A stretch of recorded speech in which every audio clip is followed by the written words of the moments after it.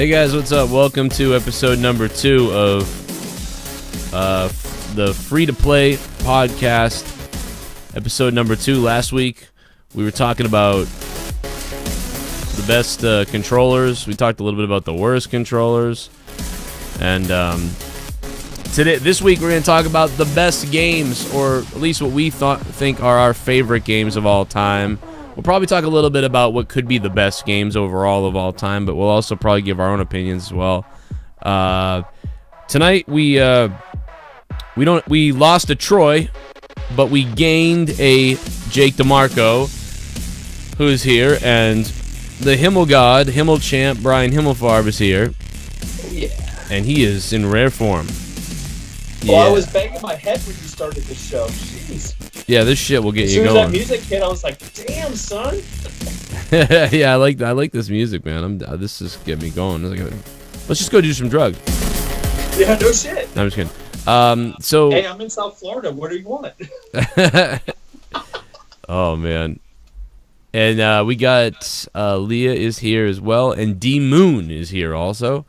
And what's up to everybody in the chat? I see that the Goon has already dropped a super chat in our chat for the people that aren't listening live. It's recorded. He says, "Battle Tanks Global Assault for N64 was the shit." Oh yeah. I loved Battle Tank for original Nintendo. I didn't get to play the N64 game, but I did play the original Nintendo game. Oh, we got a super chat. Oh shit. Expect hands that. down, Zelda Breath of the Wild is the best. I don't know why I'm hearing echo, two. FYI. Don't know why I was hearing two donations at the same time. Oh my God.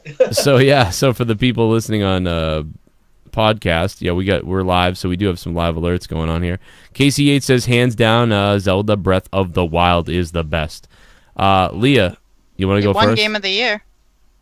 Yeah, well, yeah, I think it is one of the best games. It is. Yeah, I mean, my favorite series is Zelda. Yeah. By far. Yeah. So I'd have to pick Zelda, but I mean, like, I had two others that I was like, if you can only take one game with you, like, which game are you taking? Shit. To where? Whatever. To the island. To the island, yeah, on the island by yourself. Island, yeah, What's your favorite game of all time? You sure it's not WoW, because you're on that all the time? You know what? That I would go with WoW because there would be more to do. Yeah. Because I've basically 100% completed like a massive amount of the Zelda games, so I'd just be doing it again. Yeah. So you would take WoW for playability. Yeah. Yeah. Okay. For playability. So yeah. I mean, as far as like I've replayed Zelda games before. Like I like them that much. I've gone back and replayed them, especially like when they re-release stuff. Yeah. Final Fantasy VII, the greatest game of all time. That is certainly one of the best games of all time. Yeah. See, a lot of people say that, and I never got into the craze of Final Fantasy. I was never into, outside of Pokemon, I don't know why with Pokemon I'm fine with it, but outside of that I'm not into like turn-based fighting style games. I'm the exact same way, Leah. I got into the Pokemon craze. I had a Game Boy, got into it with my friends. And I think that just because it felt a little bit more, like it was so popular too, I think that kind of drove me to like it a bit more. You felt included, and especially with the age bracket of friends and whatnot. I think that was like 5th and 6th grade for me. But turn-based strategy games, that and Knights of the Old Republic, Star Wars, for the original Xbox. I loved that game. Yeah. But besides those two, I really and I like RTS games too, real-time strategies like Command and Conquer, Red Alert. I played so many hours of that. Shit out of like Age of Empires, and I was like a month ago I was playing Age of Mythology. Oh yeah, classic. Love those games. But it's funny, it's like I said, like I don't like the turn-based games, but Pokemon for whatever reason I'm fine with. But that was gonna be like that was the third one I was tossing around because I still play those games. Like I still like them. Yeah, Pokemon and like I said with Star Wars, KOTOR were the only two real turn-based games that I could get into for RPGs. I like games that have RPG elements, but as far I like to be part of the action. I like to have at least some control rather than just pick what my character does. So many of my friends tried to get me into like Kingdom Hearts and Final Fantasy, and party management and inventory control, and just pressing a button and watching a cutscene didn't do a lot for me. And I don't even care for games that have a lot of like quick time events where you have to tap X 1,000 times. I like to be more in control the entire time. If you don't mind, if I can ask you a question. Absolutely. How do you feel about the Command and Conquer games going to mobile phones? Dude, I'm pissed about that. I wanted a new one. I'm enraged. Well, are they saying that they're not going to be on PC because that's where I play? No, they're not releasing. They bought the license and acquired it just to go ahead and turn it into a slot machine. Yeah, man. Insane. It's nothing but a money grab, and I understand why they're doing it because it's so profitable. Everything on mobile. We were discussing this the other day, Joe. You know, how easy it grabs you. I made a joke because, you know, my fiance has been playing that stupid Cooking Pro game, whatever, on her phone. Next thing I know, I get an alert from Verizon. I was going to play that the other day. She loves it. I thought about it, No, it's not Overcooked. It's Oh, no, wait. I was thinking of the Switch game. Yeah, that's Overcooked. She's playing Cooking Masters. I forget what it is, but... And she's like, damn it, I'm out of cupcakes. Next thing you know, I get an alert on my phone from Verizon. It's like, you spent $10.99 on gems. I'm like, what are you doing? Don't start... You know, it's like, oh god! Yeah, but those things are designed to make that the other day. Purchase game. You know, their currency. What was I playing? Oh, I was playing Pokemon Go, and I needed like more bag space or something like that. And I was like, fuck it, I'm an adult, I can buy this. Exactly. And then next thing you know, I need more Pokeballs. I need more lures. And I actually spoke to someone when Injustice 2 came out. It was big in mobile. And he spent, I shit you not, I know I have it in my text somewhere, $7,000 on a mobile game. I think there's a different he was buying mentality. $100 gem packs at a time. Next thing you know, you don't realize it. And, you know, because he's trying to get the Wonder Woman card, the rare 5-star, you know, and he just kept buying and buying and buying and buying. There's a different mentality with those games. Like, there's a mentality of, like, trying to keep yourself really busy.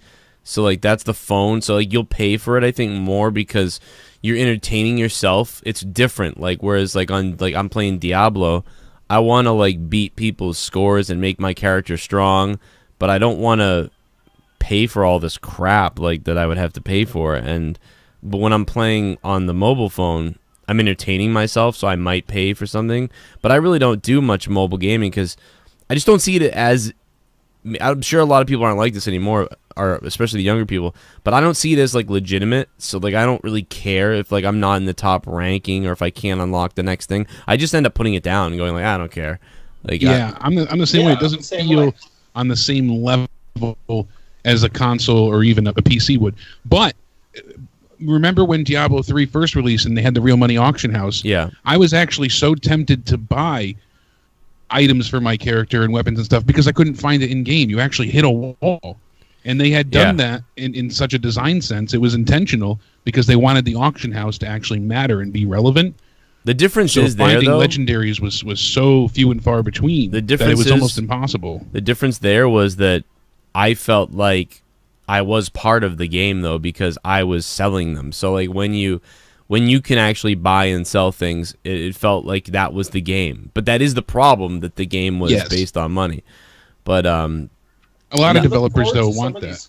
You look forward to some of these companies that look forward to a whale or two to go ahead and give them your money because that's what they want. You know, you can get some people that want to sit there and play for free, but they want the guy that's going to spend like $100 or $200 on a fucking game or even $1,000 or like you mentioned, $7,000, you know, they want that whale to go ahead and pay for some of the shit that they're going ahead and putting online.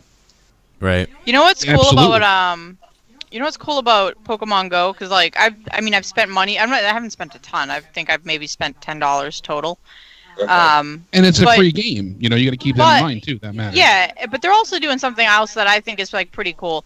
When the new game comes out, you'll be able to take the Pokemon you've caught on Pokemon Go and put them into your game on the Switch. Yeah. And I think vice versa too. Yeah. So I mean, it's kind of cool that they're like taking a mobile game and then integrating it into being able to play with the Switch. And they're also that's neat. That does make it more viable and interesting. And then they're on top of that, they have the controller that you can use with the game that's shaped like a Pokeball. Yeah. And it comes with a Mew in it too. Like right off the bat, you'll have a Mew. I so want to play that with the Mew. Yeah, I already Yeah. pre-ordered it. I'm not, you know, I was like, I'm not competing with like all these stupid little kids trying to get it and everything like that. I was like, again, I'm an adult. I'm going to pre-order it for myself. So, but I'm an adult. I love that line. Well, Yeah, so many times. People might scalp that. Well, so many times the kids seem to have the advantage, but not now. But it's like what I was like getting at too is like I think I don't know, I like when games have like cool little things like that. But like the other thing you can do with that controller, it acts as a controller with the Switch, so you can kind of be like, oh, like you're throwing a ball. You know, like TVs are gonna get broken again. It's the Wii all over again. But put the fucking strap on. Buddy of mine smashed his TV. Yeah, like what's cool It's about like it you though, want to come too, over and play Wii. He's like, never mind. you can actually you can put another Pokemon from your game into the ball and take it with you places. Yeah, And Oh, like that's when, really you, neat. when you move it, it'll make noises. I think it's kind of like the Pokewalker or whatever it was from the past. Yeah, from the yeah. And so I'm not 100% sure on whether you can like level things up that way or collect items that way. I kind of imagine that you probably can since they did that with the Pokewalker. So, It's bad enough when it used to Really be on quick your is- phone and people would drive to a location going, Yeah. "You gotta get me my Pokeballs!" Oh, Until they took the GPS, into consideration. Now you can't even go fast enough on a bike without them. no, no kidding. Oh yeah. I Leah, remember really that. quick. I don't want to drag this show anywhere else, but you guys will appreciate this, especially Bulbapedia, the community-driven Pokemon encyclopedia, got themselves into hot water the other day because they sent out a rant of tweets from their community leaders, basically saying how they were standing against everything Trump and his administration are doing with, the separating of families that are immigrating into the country, and how imprisoning people is awful and never should exist. But this is coming from a community of diehard gamers in a game where you literally go out in the wild and find animals at peace and capture them in a ball and then force them to fight each other for your entertainment. Like, if you take a step back and look at it, it's just the irony is so delicious that you can't help but they're like putting people in cages is wrong, and you're doing this for your own amusement. And I'm like, that's Pokemon. Like, You're also renaming them too. That's funny. yeah. Hey, Pikachu, how you doing? Well, he'll bring that up and say like, Oh, "Oh, you yeah. people do it. Oh, it's a video game, you dildo." Pikachu, But- fight but this honestly, like you said- Charmander. He's beyond the border. They need that whale, and that's why they make things so addicting. And they know their target market, and they know the majority of people may never spend a dollar, and then a higher percentage of that will only spend 99 cents.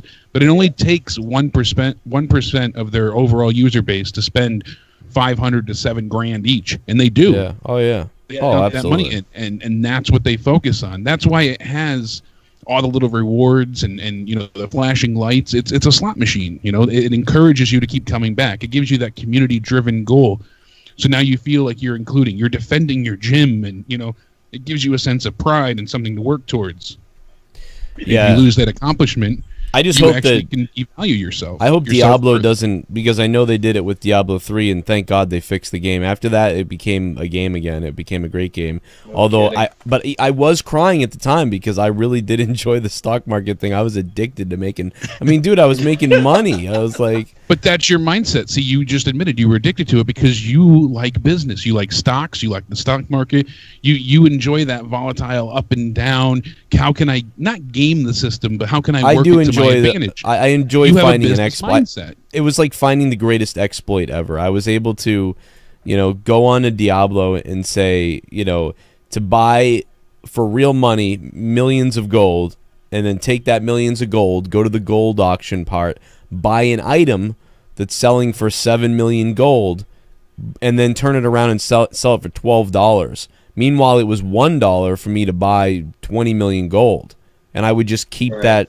I would keep that up. Think about it. Like, Yeah. that's all. And Nobody was you would doing be able it. to turn quite a bit of profits. Yeah. One month I made $600 in Diablo 3. I mean, it was blowing Wow, my for a $60 mind. purchase too. No And less. dude, I thought that was going to be life for a while. I was like, this is amazing, because I was in school for I was in school for HVAC, and I was like, man, this is gonna be able to sustain us. Hopefully, you know, like we're almost on food stamps then and stuff. So like it was just HVAC. I found Diablo. Yeah, fucking forget this. Like, I mean, see, that's the thing that I, on the other hand, had a different mindset. I was frustrated by it because Yes. I viewed as if a lot of the in-game content was behind a paywall, and that's how I viewed it. You know, to me, it wasn't like, oh, the adventure of trying to make money and acquire things through an auction house. It was, I don't want to pay this and play this because I spent $60 on an incomplete title. I felt like, they're just greedy and want more money. Well, how are you going to make a on the other game? hand, enjoyed it and was able to, for a certain extent of time. Well, you're making a game where, you know, and this became a Diablo podcast, but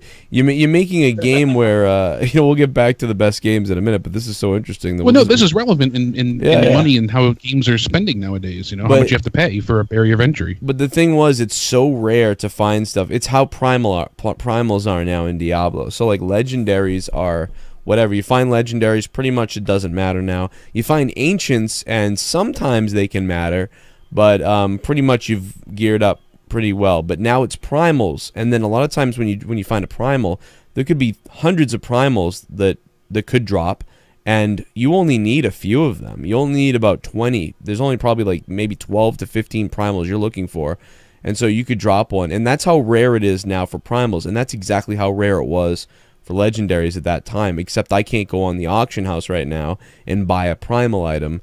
And it really, the whole point of the game is it's so rare that it's amazing when you find it. So if you just have it on the auction house, that completely ruins the whole basis of the game, the idea. Yeah, So- and that's why a lot of gamers, to me nowadays, I feel are over-entitled and spoiled. Because I remember, you know, we've paid the same $60 price tag for decades now for new releases. From the Super Nintendo onwards, even maybe regular Nintendo, actually, if my memory serves me correct, games were $50 then. I mean, you know, GoldenEye was $70 when it came out. And it hasn't changed. So I understand why developers are trying to make more money because games are more expensive. You went from, you know, $10 million to make a huge AAA game to $500 million. Destiny 1 cost $500 million to create. No wonder why they're selling emotes for $10 a piece. Yeah, that's an insane amount of money. That's a big problem for them right now because the AAA budget, when you look at it, is just so freaking high.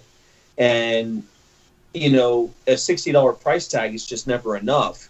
And where you're looking at a lot of these AAA developers holding stuff back, a lot of content back, either A, through a pre-order bonus, or B, through countless amounts of DLC.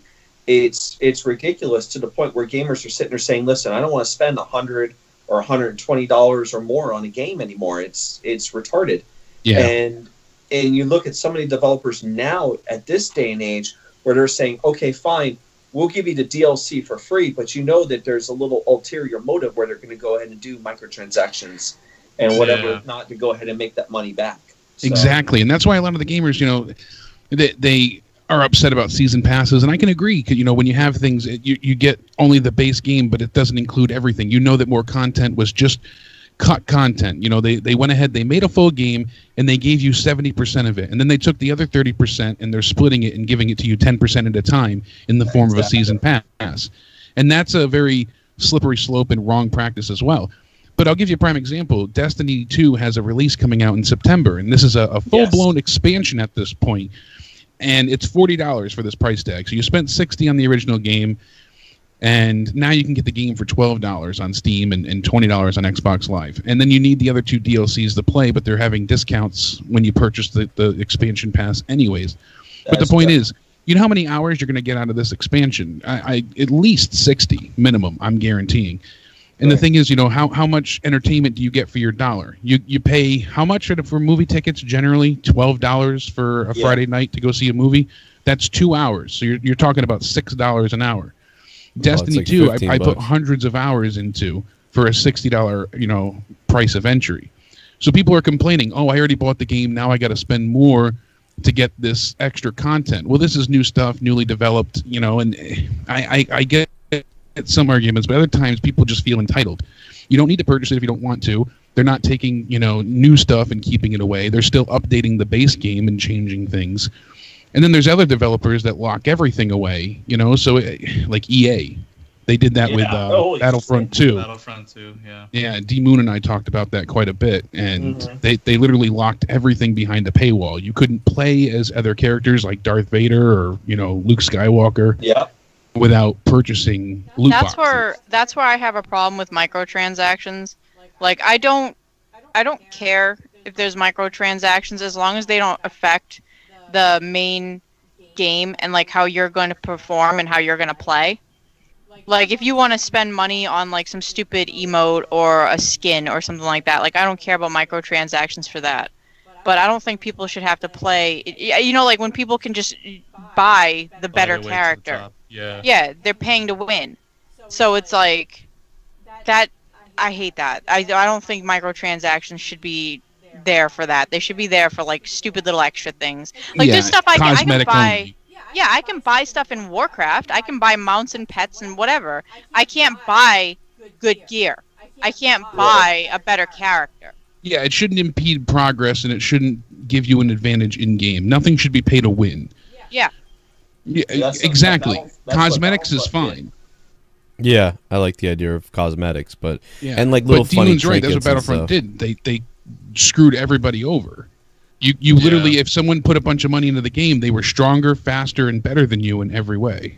Yeah. And yeah, not only that, but like as soon as they realized they had all that, they were kind of shitting on people. They backpedaled, and by that point, it was too late. Like, everyone stopped playing it. People say this about EA Sports, the sports games, and I'm a big. But let me say this. This is EA interesting. Needs to die. They do. They really do. They ruined Command & Conquer 2. That's how we started. They ruin everything they touch, and they buy up all these small companies or drive them out of business so that they can keep like shitting on people the way they want to. I looked on Madden. One thing I didn't realize was because I realized you can buy your own team. You can buy the more cards you buy, the better players you get, the better your team is. Yeah. But what I noticed on Madden that I didn't notice before, which I'll give them a little credit for, I think, is it seems that when you receive enough 90 overall players, you get put into a different tier. So I'm playing people who are way better than me, but on a different tier. So like if you have level 87 overall players, you're not going to play somebody who's got level 98. They've actually tiered it, so it's not like that's skill-based matchmaking. So they make it even, so it's always competitive. So when you like if you're rating as an 88, you're always going to play somebody from an 86 to a 90. Right. That's what they try and do. Right. And that's what some people complain about, because Call of Duty, people used to love going in and you played against randoms. You can get a great lobby and have to sweat the entire time and bust your ass to try and get that win. Or you can go in there and dominate because you're playing against a bunch of, Christmas noobs that never picked up a controller before. You're stomping all over retarded Timmy and his, wall-licking friends. And that's how it works. No, that's what the advertising, marketing team pushed towards. They wanted you to know that you always had a chance to dominate. That's why the kill streaks and things like that were fun. Then they changed it, and that's why COD stopped succeeding, because they made it skill-based. I will say that we are going to take phone calls in a little while, guys, so just sit back and relax. It's a little bit of a long show.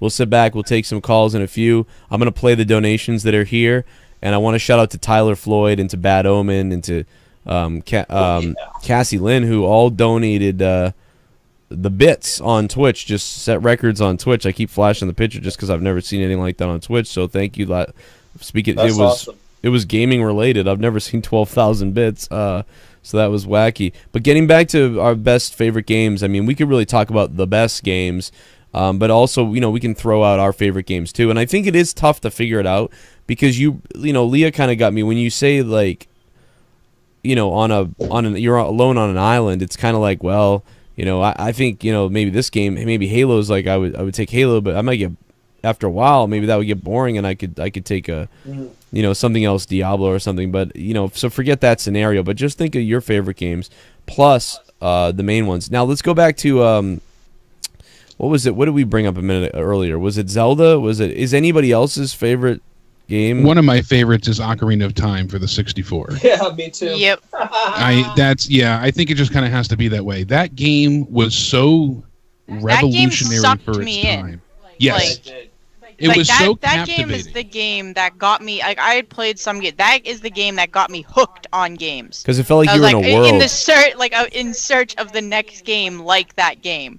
Yes. Absolutely. Let me ask you something about why. It was so why. revolutionary because it caused forward thinking. It didn't hold your hand at all. It dumped you into a world and said, here are the tools, finish your task. And it would give you little tutorials, but never enough that impeded your progress or felt too intrusive, or obtrusive, I should say. Like, nothing ever got in your way except for yourself. It wasn't like, oh my God, I have to watch this cutscene again, or oh no, I've done the same mechanic 1,000 times. Every dungeon had different aspects and trials for you to complete. Nothing was ever the same. It was different every time. If you went to the underwater world, it was a maze, and you can get lost in there for days at a time. A water temple. Literally, temple? yeah. Oh, Jesus Fuck Christ, that temple, you by the brought way. I that fucking up. hated that one. That temple is not hard. Everybody always bitches about that temple. No, it wasn't that hard, but it temple was is annoying. not hard. Yeah. And the boss, that Morpha, is the easiest fucking boss of all time. It is. You know See, what? I I didn't think it hate was the hard, but fucking I got shadow. lost. I hated the shadow temple, and I hated the forest temple.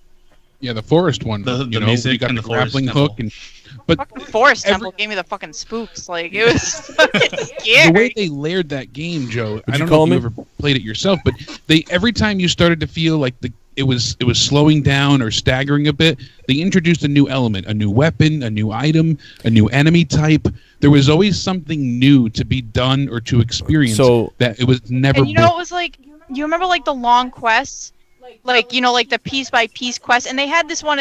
I loved Majora's Mask for this because they had a ton of them because of all the masks. But like, like the little piece by piece quests, you get a mask. You have to take the mask to the guy at Kakariko Village, or what? Like it's like you'd go piece by piece to end up with something at the end. Yeah, that was just so much fun. Or like, collecting the what the hell are they? The chickens, the Kukuos? I can never remember what they're called or how to say their name. I don't recall. Yeah, it's like cuckoos. Cuckoos. The cuckoos. Yeah, you'd have to collect all of that dumb girl's cuckoos or whatever, so she'd give you like a milk bottle. I think it was an empty bottle. Was it a bottle or an egg or so? One of them, I get them mixed up because it's like if you remember, Majora's Mask basically took all the same characters and put them in different roles. Right. Yeah. So running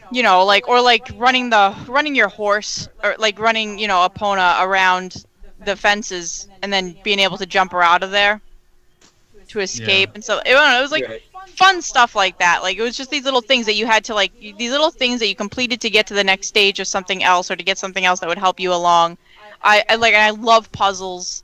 So it's like you took two of my favorite things, like a hands-on type fighting game and puzzles and figure stuff out type things and put them together.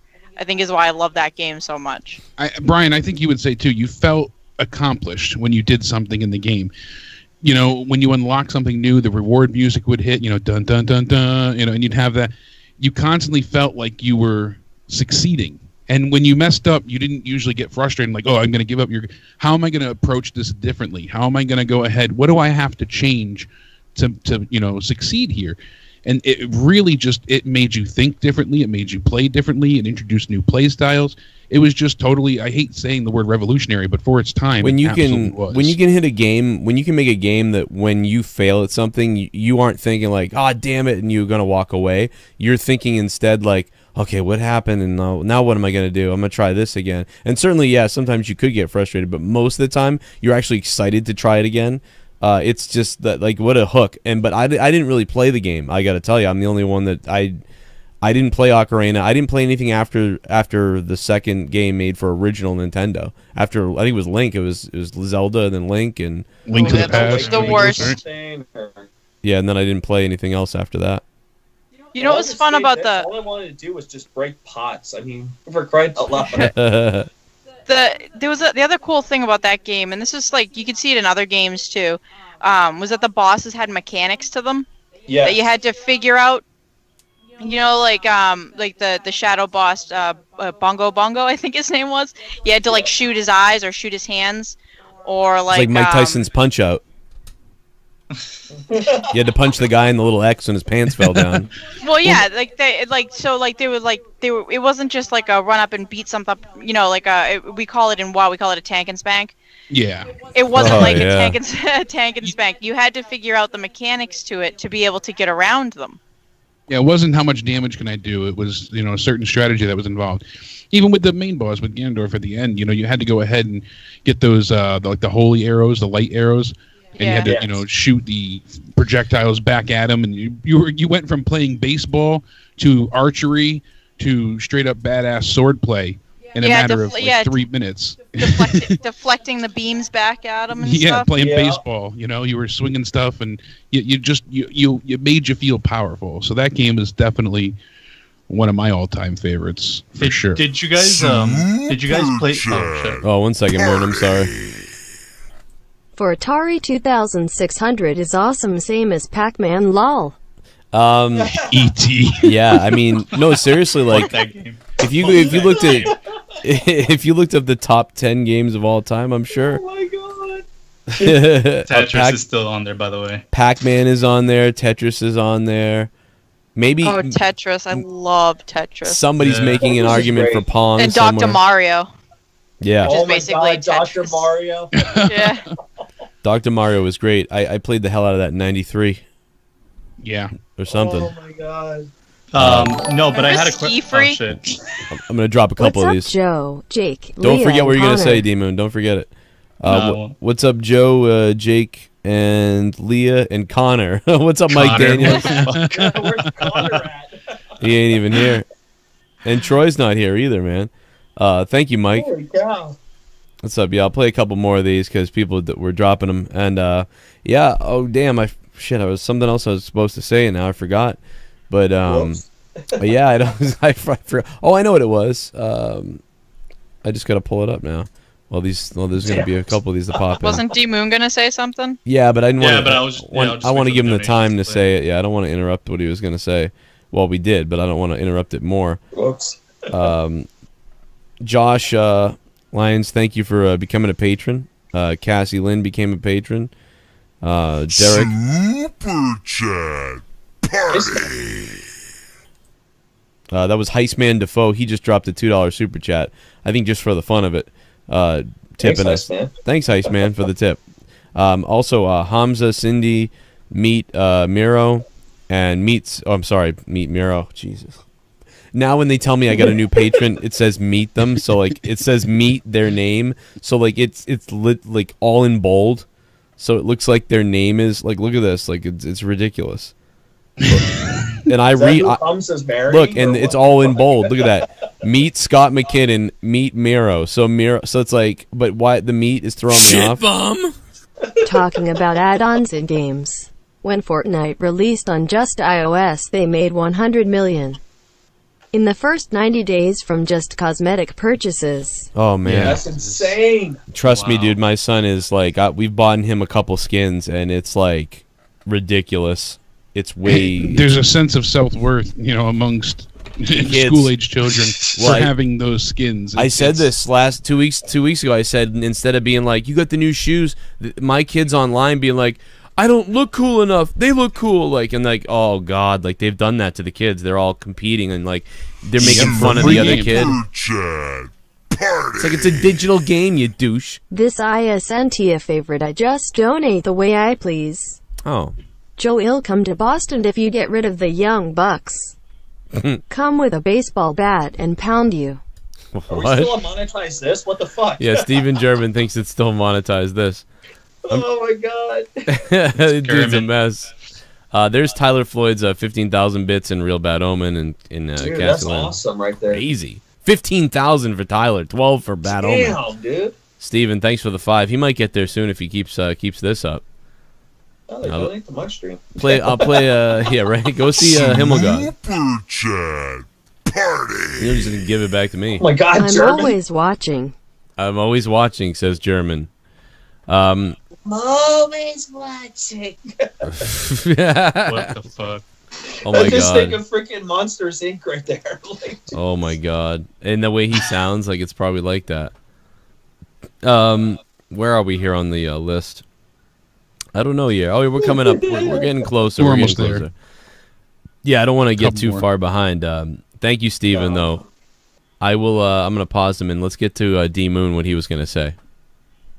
Yeah, well, quickly before what I was going to get to what I was going to say, I will say that Fortnite, because we were talking about it a little bit right now, it's pretty smart on their end for them to release the cosmetics, because if you look at a lot of the streamers that like Ninja and shit, they always make fun of people that have like all the cosmetics, because it's like, oh, that's how you point out the noobs. It's like the people that suck at the game are going to be like, oh, well, I suck at the game, I might as well look good.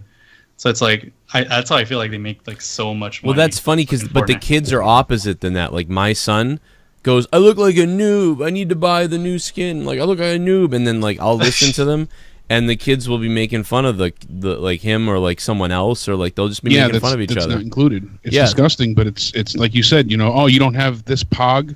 Oh, you don't have this Pokemon. Oh my God, Pog. You know, you don't have this. Like, you don't have the cool Metal Slammer. But we didn't. The thing they're doing now. I don't think we did that though, Jake. Live events. I don't think we did that though with Pogs. With Pogs, I felt like, look at how cool I am that I have this. But you didn't really make fun of other people for it. But now, because they can see you, it's like they make fun of you. It's like different. You know what I'm saying? I had some experiences with some kids. You know, if there was a few rich kids around, they would be like, "Oh, I've got the ultimate holding case that is, you know, embroidered with Power Rangers." You know, shit like that. So there were some. It just depended on who you knew. But no, it wasn't as prevalent as it is today. Kids are always competing, even clothes. It's always going to happen. Yeah. And it's just turned to a digital marketplace instead. Yeah. And now Fortnite. Well, I told Gavin. Well, I'm sorry. Go ahead. Well, no, my nephew's done it to me when I'm sitting there playing the game, and he comes over, you know, after he gets out from school, and he looks over and he goes, "Oh, we're going to play Fortnite?" I'm like, "Yeah." "Well, why are you still in the Raven costume? Why don't you go ahead and do this new costume?" I'm like, "Why can't I just be the fucking Raven costume because I like it, because it looks good?" No. You have to fucking have the new ones. It's like he wants me to go ahead and spend money to go ahead and do the new one. And it's like, no, I want the one that makes me look cool as shit. You know, but well, when Gavin says that he wants that stuff, I just go, "You want to not be a noob?" I'm like, "Dude, get 10 kills in a row and send it to your friends and be like," I'm like, "Yeah, you can. You paid to look cool. I actually am good." Matter. It's a cool clip, but it's like I said, a sense of self-worth, being able to walk around with certain skins. It's mind-numbingly ridiculous, but it is. You know, they hold each other to like a standard with these things. It's like I wanted to tell him, it's like, "Look, here's my John Wick costume. Shut the hell up. I'm playing." Oh my God! You know how many times I've heard my son like scream like "John Wick again!" Like. And like I said before, you know, they added live events. The entire roster of Fortnite was not killing each other in game the other day because they were watching a rocket launch yesterday. Oh my God! Yeah, you're right. I didn't hear Somebody the end of that. broke the kill streak, didn't they? Yeah, they used that to their advantage. They went ahead and started murdering, but there was a huge countdown, and then all of the Fortnite players gathered near this big rocket to see what was going to happen, and then for minutes and minutes, no one was attacking each other. People built benches to give other players a better view, and it was incredible to see the after fact. And it's hard to tell what happened in which order it says here. There was a series, you know, the rocket took off, and then it fell into space, and then a laser fired at the ground, and it crashed back down, and all these things happened. But it was, you know, every person could see it that was in the game at that point in time. You didn't, obviously, it wasn't. It was server based, so you know, no matter which lobby you were in, but you had to be in the game at that point in time to experience it. But this was just the first of many. And they're also going to, I guess, add at some point in times a DLC form of it. How? Well, you can only see the event if you're wearing said item. It was funny to me where they have some of that in Warcraft. And that's troubling. Mm-hmm. What was that? Yeah, someone said they had like a 48 kill streak because they went ahead and killed everybody that was watching the rocket. Yeah. Because they built like all these towers and whatever so everyone could sit and watch. And then you get the one person that shot the whole damn thing down. And I saw it on Twitter. Yeah, that was Ninja, I think. The whole damn fucking tower down and killed everybody. I think it was Ninja that did it. Somebody had posted on Twitter. They probably planned that with him. KEEM or somebody, but I don't know who the fuck it was. But I thought it was fucking hilarious as hell because I've already seen it online. It's like, okay, I could just go watch it online from someone else. And then all of a sudden just watching someone kill like 50 people, half the freaking, you know, people that drop into the fucking map. Watch them all die because they're all too busy watching the rocket. That's hilarious. Well, going back to the question that I was going to ask, Brian, Leah, and Jake, because you guys mentioned that Ocarina of Time was, your top favorite game of all time. Is that right? really? Is that all your favorite? That's your top? I one? wouldn't say that's one of. Okay, all I right. can't choose. Okay, Yeah, all right. Go ahead, I would D-Moon. have multiples. I just wanted I to have see the if. top 5. Go ahead, Okay, I D-Moon. just wanted to make sure. Go Well, ahead. the thing is like I don't have Ocarina of Time on my top favorite, but I was gonna ask you guys, do you like it because like did you guys actually play it the day it was released, or did you like come across it like later on? I got it Yeah, for it was Christmas. released. I had the golden cartridge. Yeah, Yeah. I had it for Christmas, so. Yeah, I was late to getting the N64, and then I discovered it sometime after that.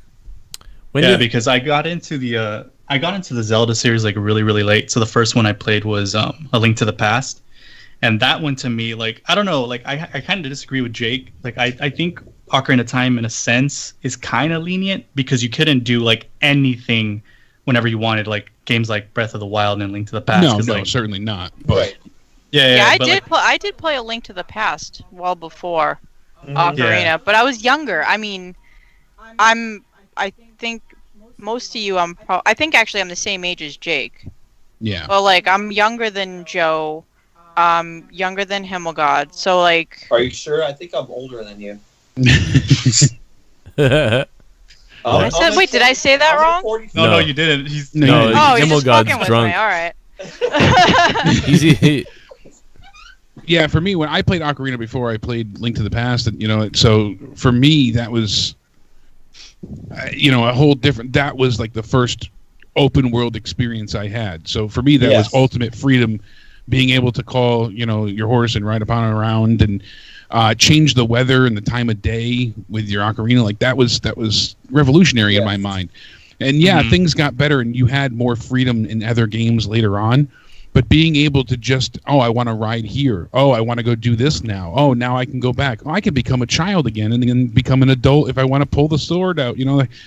Those things were unprecedented and never done before. I was never able to do that in a game. So that was just impossible to fathom in my mind that these were things that we could do now. Yeah, because I mean, I don't know if I ruined it myself by playing like Link to the Past first before Ocarina of Time, because I know a lot of my friends like tell me like, oh yeah, Ocarina of Time is like the greatest one in the series. I'm like, I don't know, man, because like playing A Link to the Past, it's like that game really threw you in there with no direction whatsoever, and it's like what I really loved about it is like you can either go, there's like so many different ways you can play the game. Like you could do a certain dungeon first or another one and get like a certain item and do different things in different order, which is what I loved about it. Because you are right. Ocarina of Time was linear. It was open world, but it was linear. You did have to complete things in a certain order. I think it's just like you said, it's a matter of preference because you played that one first and we played this one or at least It's I just played like this Star one Trek, whichever first. Star Trek you saw first, you're like, that's exactly. the one. So I mean that's really what it comes down to is that you went backwards. So yeah, But it's hard not to. But I played A Link to the Past first. Oh, yeah, see, that's what. Maybe you just like, appreciated it better, Leah. You had something that clicked with you. But Did I think anybody it was, play Go ahead. Oh no, I was just gonna say. I think what it was too is like you were there for like, the release, the month of or whatever the release of Ocarina of Time. So it's like big hype for you guys. Maybe that could be it too. I don't know. Did anybody play Sorry. the Link's Awakening? I did. Yeah. I didn't. I watched my friend play I through it, but loved I didn't it. play that one myself personally. It was another one of those go from thing to thing type, Yes. like you this person to that person, whatever. I don't know. I loved it though. I ended up buying it again on my 3DS so I could play it again. Did you That's ever what I play like. the Oracle Ages and Oracle Seasons? Yeah, but so long ago. Those are awesome. I love those Yeah. games too. Yeah, D-Moon. I mean, you on my like top the list rigid here. Oh, ones sorry. Go more. ahead, Joe. No, I was gonna say D-Moon likes the rigid ones more. You guys kind of like the Yeah, I You guys- I don't know what it is. because they're more rigid, like grindy, but like the Ocarina of Time and those kind of have a little bit of a charm to them that's different. So like I don't know, it's something I noticed. And again, I didn't really play much of any of these. What I know of Ocarina is from my friend at the time that played it and what my son playing it. Like that's really I didn't play it. So and I think when N64 came out, I think I've been over this. I hit original Nintendo, missed Super, missed 64, and was playing PlayStation and Sega CD and Sega See, Genesis. so it was a less crucial time in your life. For me, 3 of my top favorite games are on the 64. Yeah. And I grew up. I had the original. I had Atari that my uncle had. He had all the games with it. So I started off playing video games.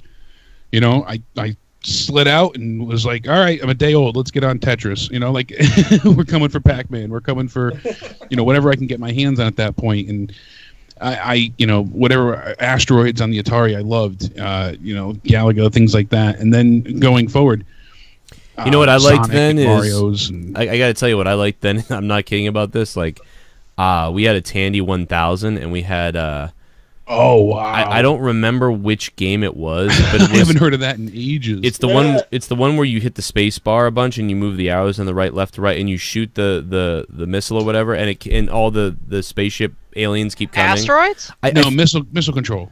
It might have been missile control. It was missile command. Missile command. I have to look it up now, and I don't remember, but it's one of my earliest memories of video game because I was like 3 or 4, and probably 3. And it was like that's when I started playing on the computer, and like that was just put the floppy disk in and the green friggin' DOS screen. I mean, just my god, dude, I loved the Tandy had this joystick too, so it felt like futuristic. You know, that you had this little joystick with a little red button on it. You know what was cool that I had was I had like a little arcade and it only played like one game. It was like one of those little mini arcade things. It was the screen like the and the controller or whatever. It was Asteroids. But I had it was like it was literally just that game. It wasn't a full-sized arcade. It was just like a little mini thing. But it was like I don't know, like the size of like a computer screen or something like that. Yeah, but like a monitor. Yeah. Like the Rainbow Bright thing I showed you the other day, like the little mini. Yeah, it was pretty. Yeah, it was that. Kind of size. I got it. Yeah, I got it from I think it was my cousin who was huge into games, and yeah, we got that. That was fun. It was the stupidest thing too. It was like just dumb. You're just in the middle of the screen, like like you know, like. Yeah. But it was like it was kind of cool having the machine though, right there. Yeah, having your own essential console. And the best thing about Asteroids was the suicide runs. You know, where you just hold down the space bar to fire, or whatever. Just try to go forward, and then you just hit the boost the whole time and see how long you could last. You know, that was a challenge. Oh my god, I loved that. For me, it was the Atari 2600, which was the first thing for me. Because you know, my parents would bring home the first video game console we ever played, which was the Atari VCS back in the day. Yeah. Which was eventually known as the 2600. So we had the joystick with the one button, and you're just sitting there playing games like Pac-Man or Space Invaders and all that other shit. So I grew up on that stuff. Pong. And just moved on from there. Yeah, and that's fucking Pong. Pong was even before, because Pong was just like that was all it was. Pong was before that. You just plugged in Pong, and that was all there was. That's all there was, dude. But they one thing I wanted to say was going back to the games. Yeah, I mean, like one of the a few of those originals like Pac-Man's. I would say Pac-Man and Tetris because they can still hold my attention now. Some of the other ones don't always, but they still, of course, do. But people wanted to know because we talked about Zelda creeping our way up through the 80s and 90s. But what do we think about Mario? Is Mario on anybody's list? Any Marios on anybody's list? I wish. It's not on mine. Not on my list, but it is a notable entry because Mario 64. I spent hundreds of hours playing. Oh my god! Yeah. When I remember, we had Toy Works next to my grandmother's job. Yeah, I had that was like before it was KB Toys. It was called Toy Works, and I went in there and I saw a demo, and I was just blown away by the look of the 3D 64-bit environment of Mario, being able to see his back. And the double jump at that point or triple jump, and they had like a little mini video that would play where you saw him like flying around in different different environments and jumping through the paintings. It was my brain practically leaked out of my ear when I saw this. I remember being like, "Oh my god!" like freaking out and driving my grandmother nuts. But was this anybody's favorite game? Like, was this like your favorite game? Because I mean, like to me, like I'll tell you, I do like Mario. Like it's one of the more because in my mind I need to pick a classic game that I really could play now. And I would put on my top 10. I would somewhere maybe 10 or 9. I would actually put, even though I think, I mean, it probably would be like Super Mario Brothers 3. But like Super Mario Brothers 2 and 3, even though I love the original, like if you told me like right now I could play one, like 2 was so weird that I like love it. It's so bizarre. Freaky.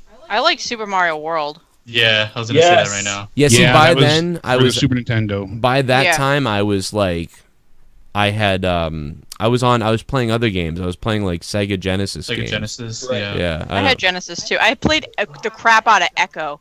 Remember Echo? Oh, Echo I the hated Dolphin. that game. Echo the Dolphin. The Dolphin. The Dolphin. I think it was the Tides of Time or something like that is the one I played. And you eventually get to this part. You get to this part where like the dolphins have these like wings and they can fly and shit. Like this is wild.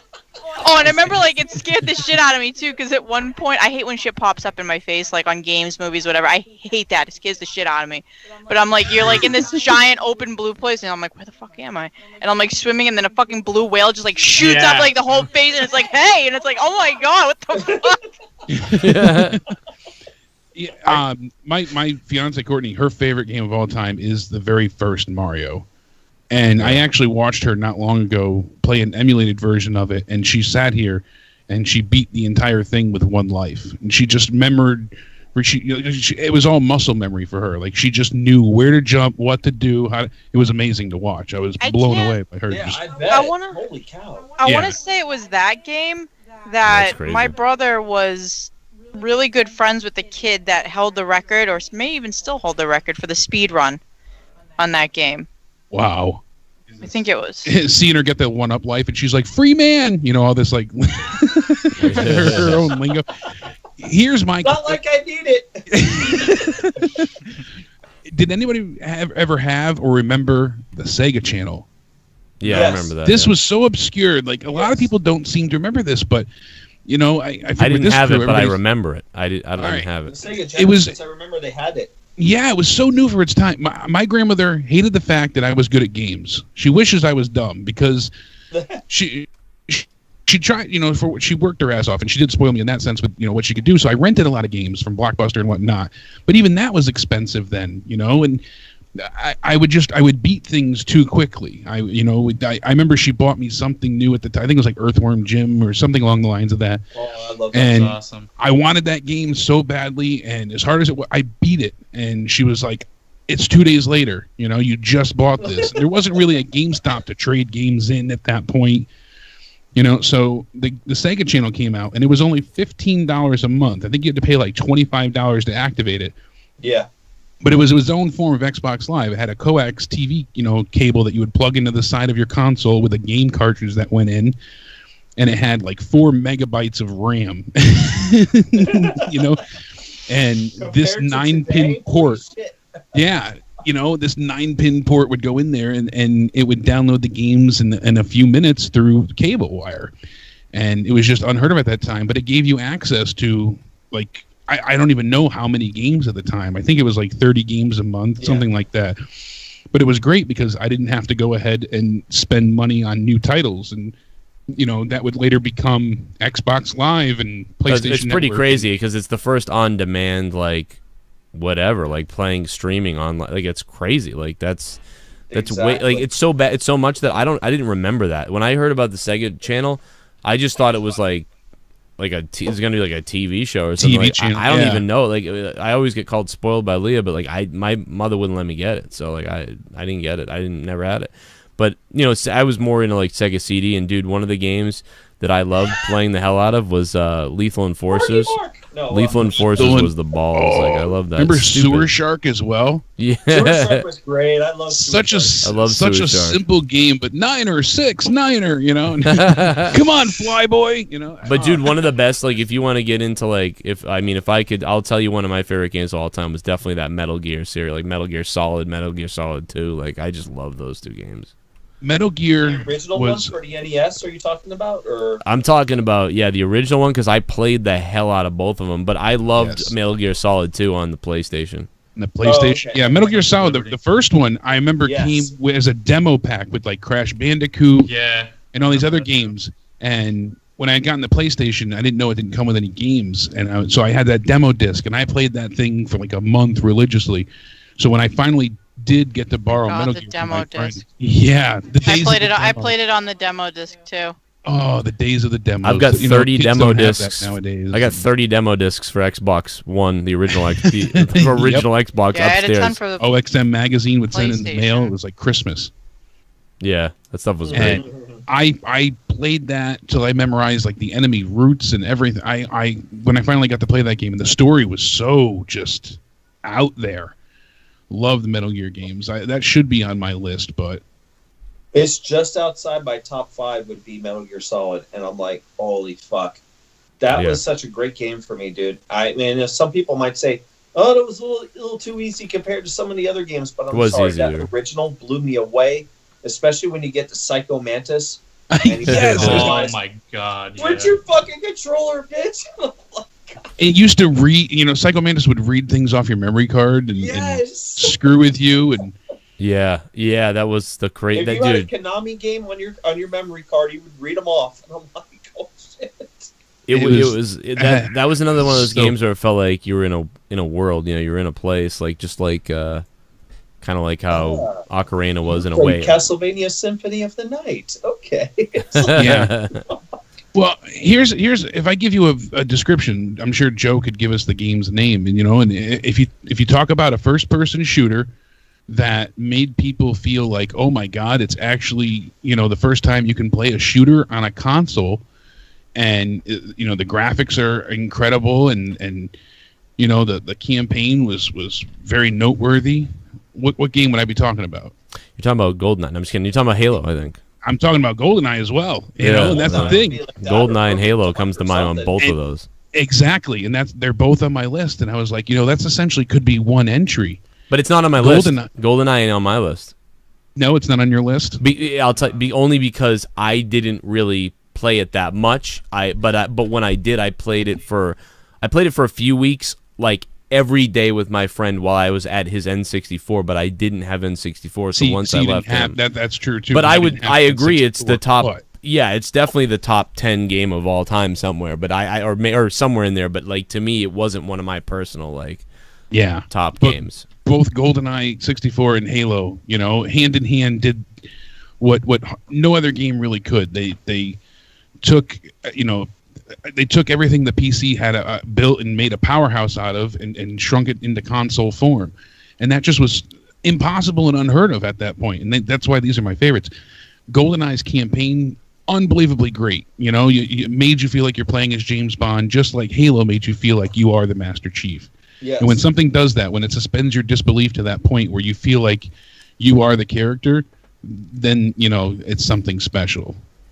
Yeah, to me, like, my list is really weird, like, of games. Like, if I had to make a list of games, that I would play. And I know that, I think we'll talk a little bit more about Halo and maybe more about, GoldenEye is clearly everyone's, like, is that on everybody's list here? Like, besides, because again, like I said, it's not on mine, but it is, I know it's one of the all-time games, but it's just not on my list.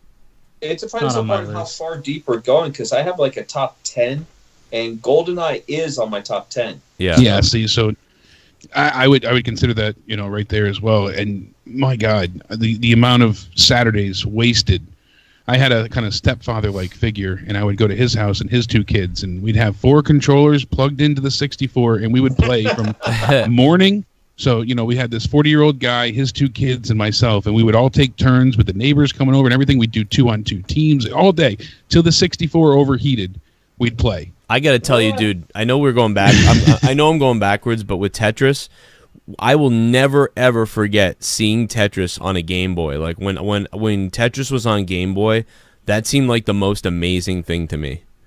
Like I was just like, that is awesome. Or the original Tetris on whatever it was, Nintendo. Just I'm telling you, dude, that game, I was obsessed with that thing. It's funny that Tetris is still around today at this point. It's.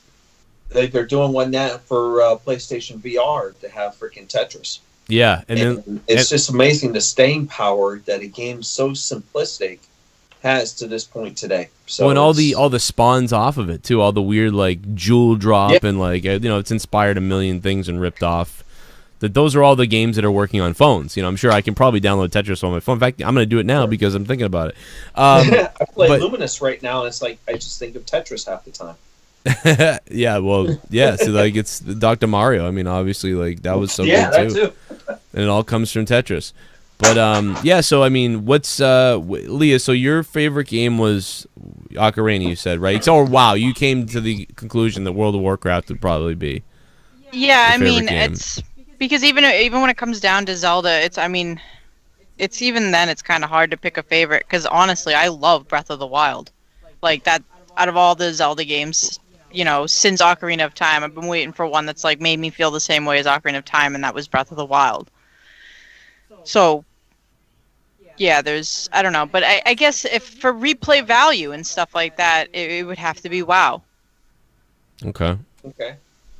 So it's Because I mean, there's new expansions coming out. They're even going to put they're bringing back vanilla, so we're going to be able to go back and play how it was back in the day. Yeah, and they're fun too. Doing it like you said, exactly that. They're bringing back and reverting the changes, so you're going to play it exactly how it was in that time. It's not updated. You're going to have the choice to as if it was 2000 whatever all over again. Yeah, I guess that's been the tough part for them. 2004 or 6.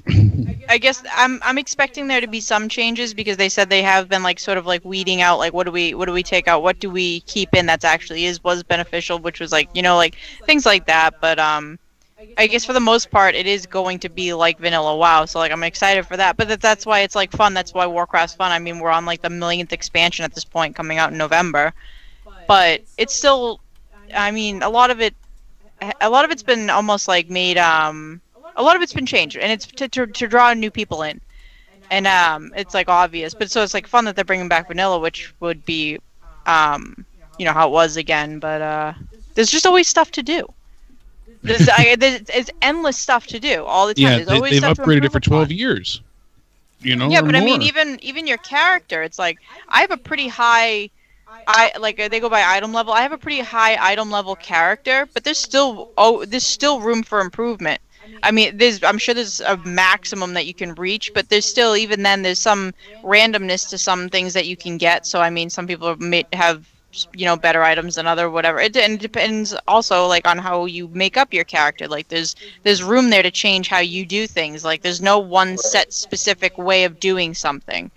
Like for example, my character, there's a lot of debate over 2 different stats on what to use. So it's like you kind of like left up to like experimenting with both of them and figuring out which you like better. So I mean, there's like a lot of options and a lot of different things you can do, and then if you take away all the combat and everything like that, there's also like achievements and like fun little things and collecting things to like there's Easter eggs all over the damn game and stuff. So and there's PvP. I can play PvE, or I can go do PvP. So it's like you get all these different options.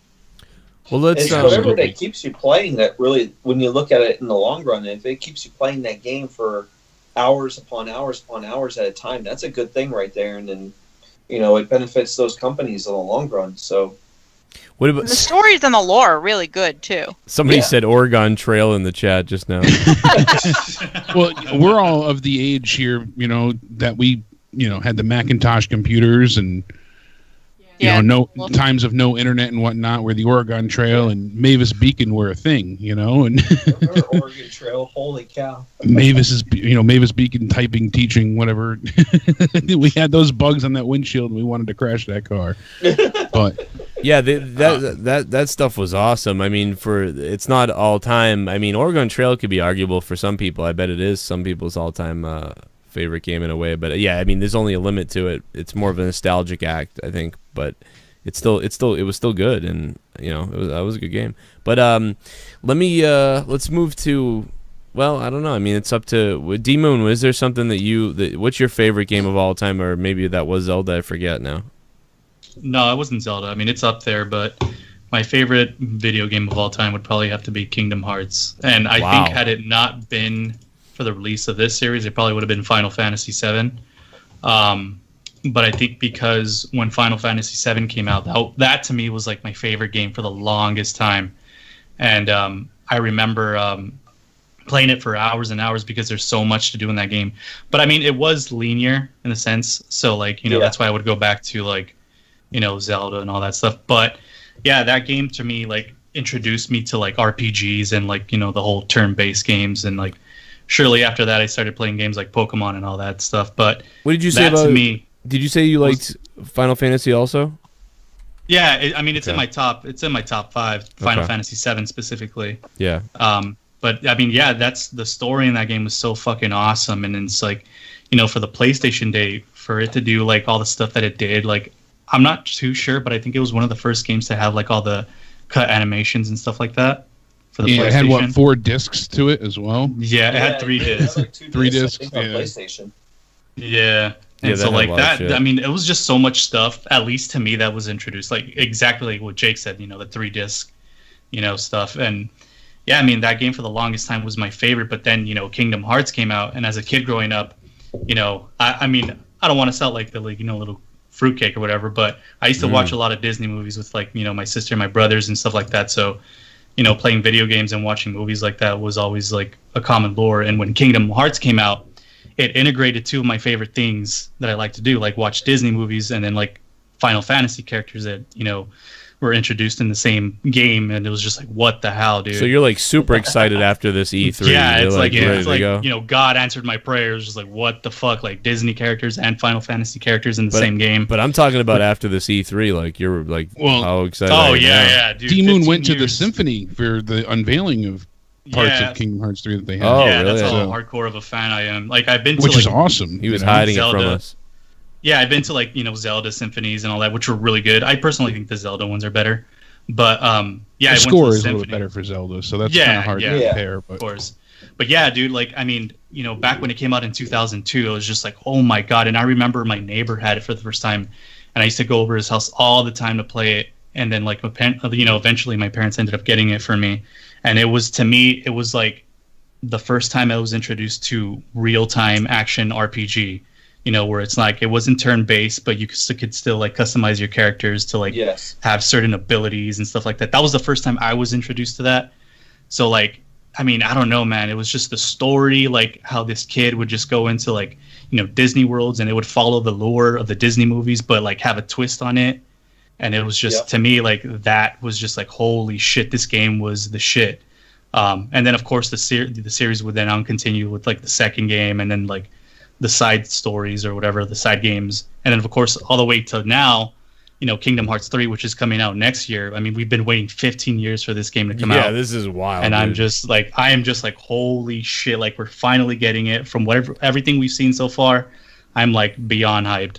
So I mean, yeah, like, it does look very interesting, and especially the way they're implementing so many of the worlds that, you know, are just favorites for fans. You know, exactly. Each one could be its own game essentially.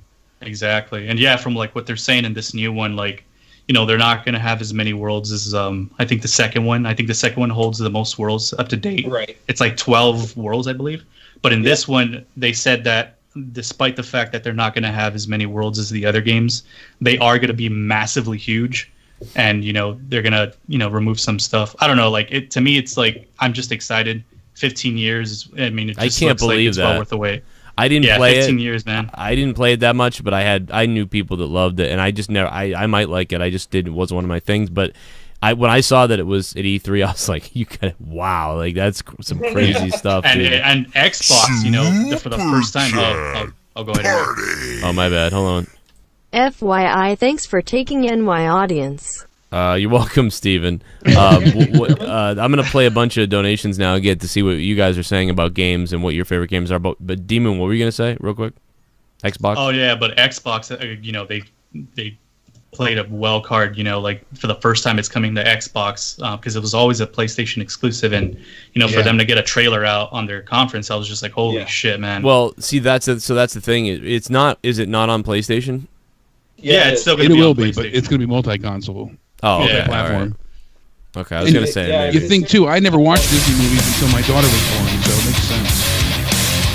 Oh, shit. I haven't heard this donation in a long time. Oh, my God. I love Seth Rollins. Wow, this is a big donation. That's lit. Hey Joe, Jake, Leah, HIMMELCHAMP, DMOON. Sorry, I haven't been around past few days. My stupid BF thought it would be funny to change the passwords on my social media then delete it all. Asshole lol. Oh my god. What a dick. You should probably throw him out a window if that's crazy. Cassie Lynn, thank you for the $25. That's awesome. It just spelled out my name. That's like, thank you. Himmel, champ. Himmel God. Cassie, thank you for the $25. Super chat. Wow. Party. Wow, Cassie Lynn. Tony Hawk Pro Skater 1, 2, 3, 4 are the best. Yeah. That's one of those games that I played on the demo a ton. Like there was like that one, like the skate park one. Yeah. And not the skate park. It was like an indoor or whatever skate park. Was it on thing. the original PlayStation? Because I remember that demo. Yeah, That was so whacked out. That was awesome. I love that. Yeah, that was fun. That original demo on PlayStation. And then they made it again for 360, where they brought back all the original songs and just threw three back in there again. So I thought that was really cool. Oh my god, yeah, the songs. Oh shit, the game was so good. Super Chat Party. Joe, like I said, I'm awesome. All right. Steven German. That's his favorite game. Is himself. Thank you for the $2. And he plays it constantly. So you're saying when he plays with himself. Well, that's no one's favorite game. Nope. Even he don't even like that. Steven, thanks for the $2. You can never man. conquer the boss. You know, Happy Canada Day, by the way, everybody who's Canadian. What's up to Canada? It's Canada Day. Canadian Basement, the Sarah Cardinal, yeah, they're all from Canada. Yeah. Canadian basements from Canada? Yeah. Super I didn't know that. Party. VR solos are great. Girls talk to you, kiss you, etc. Oh yeah. Is that cheating, Leah? Germans should try it, lol. Terminator, thanks for the $5. Yeah, that's a whole Say conversation. German needs vagina hero or something, or what? Hey, I know he's you kind of Canadian arguing too. semantics there, but that's a whole nother thing when you think about it. VR in the future and relationship VR games and stuff like We that. talked yeah. about it the other night. Yeah, you know, you guys touched upon a lot of things, but it's so crazy to think where things can go. Pay $10 to find my G spot. Super Mario World is my favorite game of all time, such a classic, especially with the ROM. Hack community giving new life to the game for nearly 15 years, which is also one of the Yeah. reasons we got Super Mario Maker on the Wii U. I was about to mention Super Mario Yeah. Maker. Yeah. That must have been fun. I never played that, but man, years ago I would have like drooled over playing Super Mario Maker. I'd love That to is- see it for the Switch. Yeah. ShiBUM. My favorite was the first Dune released on PC back in 1992. Oh my god. It was the first Sierra CD-ROM games. game one ever played. Was that And Sierra? even still play through it every few years. I think so. One of the best game soundtracks ever released. I even read all the books because of it. I loved Paige's butt plug. Thanks for the $5. Yeah, I loved Dune. I loved the one of the games that I really loved on computer. I mean, was like Doom and dude. I forgot this, but I would put this on my top 10 just because personally it was like one of my favorite things. Was Wolfenstein 3D. I loved Wolfenstein Yeah. 3D. Oh yeah. Wolfenstein. Oh my god. Not the new ones, obviously, but yeah, the old Wolfenstein on the. We had it on the Mac back in like '95 or something. so good. Maybe '96. I don't remember what year it was now. You know, he Sounds about mentioned reading the books or whatever too. Yeah. Like, you know, it's like like a game has like a good story if you do that. I've done it twice now. I did it with Dragon Age and the Witcher series. Yeah. I knew you were Like, going to say you know- Witcher. Yeah, I read all of them. It's great. Does Myst Like, have books? Because I loved Myst. I loved Myst. And Descent. I mean, you'd be surprised. A lot of games end up having books that go along with them, whether they're good or not. I don't know. Yeah. Halo had even- a great series of novels. Yeah, Yeah, they did. Halo And Warcraft has a ton too, but I've never read them because they're kind of like discombobulated. Like, there's no like real set order to read some. You know, sometimes they do that, so there's like no real set order to read the stuff in. Yeah. But Man. But yeah, with The Witcher, all the books were out. Almost all the books were out before the games came out, and that's what the games are based off of. Was the series, and the games pick up where the series leaves off. So it's like you end up playing the game, you're like, this is sick, and you're like, I want to know more. So then you go back and you're like basically reading the past. Right. But it's still like they were awesome. They were wicked good. Yeah. I wish I can remember. I'm trying to look it up, and I can't. Maybe you guys can help me. But it was a text game, but it was almost like Dungeons and Dragons. But you know, it was all sprawling text, and it was a computer game. I played it probably 93 or 94, and you'd have to advance. It's like, oh, you walk into a dungeon. There's 3 doors in front of you. What do you do? And you had to enter. Oh, you know, yeah. Go left. Go right. I remember a game like that. It was like a DOS game or something like that, and Yeah, it was. you had it to was like break very a popular pumpkin to one. like get a key, and then you take Yeah, the key after the but door. there was so many elements to it. It went on. And then you get all into the deal. yeah, and you were like in some fucked up house, and you get to the basements, and the bats would fuck you up. Yeah. I remember that one as well. Back on like the old days, like Atari, or not Atari, but like Apple II or something like that. You know, I'm thinking of that movie Big or something like that. Yeah. Well, Yeah. I was just watching. I tweeted out that Triumph of the Nerds documentary on Twitter, and like that just makes me think of how crazy it is that we got what we got with computers. Cell phones. Someone said Diablo's up there. Diablo is definitely up there for me. Like, I love Diablo. The first Diablo, I really liked it, but when Diablo 2 came out, I was like, just, oh my god, was I obsessed with Diablo 2. And it was the only thing that got me away from Halo 2, you know, like, or Halo 1. I would take breaks from that to go back to Diablo. But now I really do love Diablo 3. So yeah, Diablo is on my probably top 5, top 10 games of all time for me. Like, that's just Diablo 2 is now. amazing. What, Himmel? I'm playing that right now on PS4 is Diablo 3. Oh yeah. So like into that shit. And the console port is a lot of fun. The way they managed to do it and handle it, I was like, how is this going to work on a console? And they did a great job. It's pretty cool, and it looks really nice on the consoles too. But you know, I can't play it not on a PC. It's just I can't. I prefer it on PC too. I mean, you're spoiled in that sense, but it's still fun to play on console. I'll give them that much. Well, now I don't want to do it because like all my stuff's on PC. So that was my thing. I was like, if you could transfer, and I would only play it on console at this point. Oh well, because I have more. Not only, but I would play it more regularly on console. Yeah, because I would have other friends there, and it would be. We'd be able to party up for sure. We'd be able to party up. PC doesn't always cooperate, and that's part of the problem nowadays. I would play more PC gaming, but it's so expensive for the most part. And I know you can get away with some things for a cheaper build, but ideally, it's pretty costly.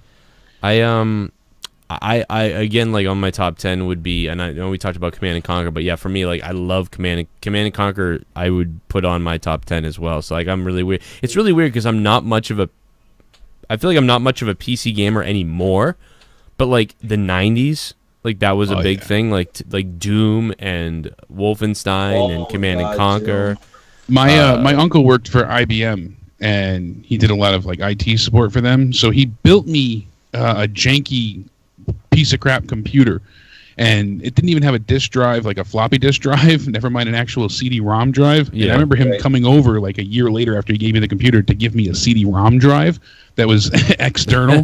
It was the loudest thing in the world. It vibrated and moved across the desk when it was reading CDs. Like it would shake. It was probably the size of half of a PC tower now. Like When was this? Were they making their own? Because I remember for a while IBM would just put other people's stuff together. It was their own IBM disk drive, and he went ahead and he got me into PC gaming that way. I had a joystick, so I started off with. Like you said, Wolfenstein, things like that, and I played tons of Doom flight simulators. I loved some of those flight simulators. Those were great. And then I got into there was a few different Star Wars games that had come out, and those were fun to play. Like TIE Fighter was really good. Oh my God, TIE Fighter! And then Command and Conquer just sunk its teeth into me, and I loved the original. Then Red Alert came out, and then years later. I forget what the base game was called, but the expansion was called Yuri's Revenge. Yeah. And that's on my favorites list here. That's on my top 5. I really liked Command and Conquer Red Alert 1 and 2. Those are my favorites, 1 and 2. I remember that. I do have all Yuri's of them, Revenge. I kicked my mother off her computer in high school so that my friend could play. I went to Best Buy. We bought multiple copies of the game, so and I installed them on every computer we can get our hands onto, so we could do like LAN parties and stuff. That was the first time you could do that. Yeah, I had that old shitty desktop, and I had borrowed a laptop from a friend, so friends could come over and do like nerded out LAN parties to play Command and Conquer together. And the 3 or 4 of us would go ahead and go online with the shittiest dial-up ever. And just wreck people's shop. It was great. But that game, the strategies that you can come up with and plans and the text chat, it had its own community. It was just so much fun. I think EA owns it, so it's they have to, now. Well, like we said, that's what we started off before saying. Yeah, that's right. They're You're making it a mobile game, but it's terrible. It's strictly a revenue stream for them, and that's what's so. And I saw some more behind the scenes things, and it's download disgusting Origin. what they're doing.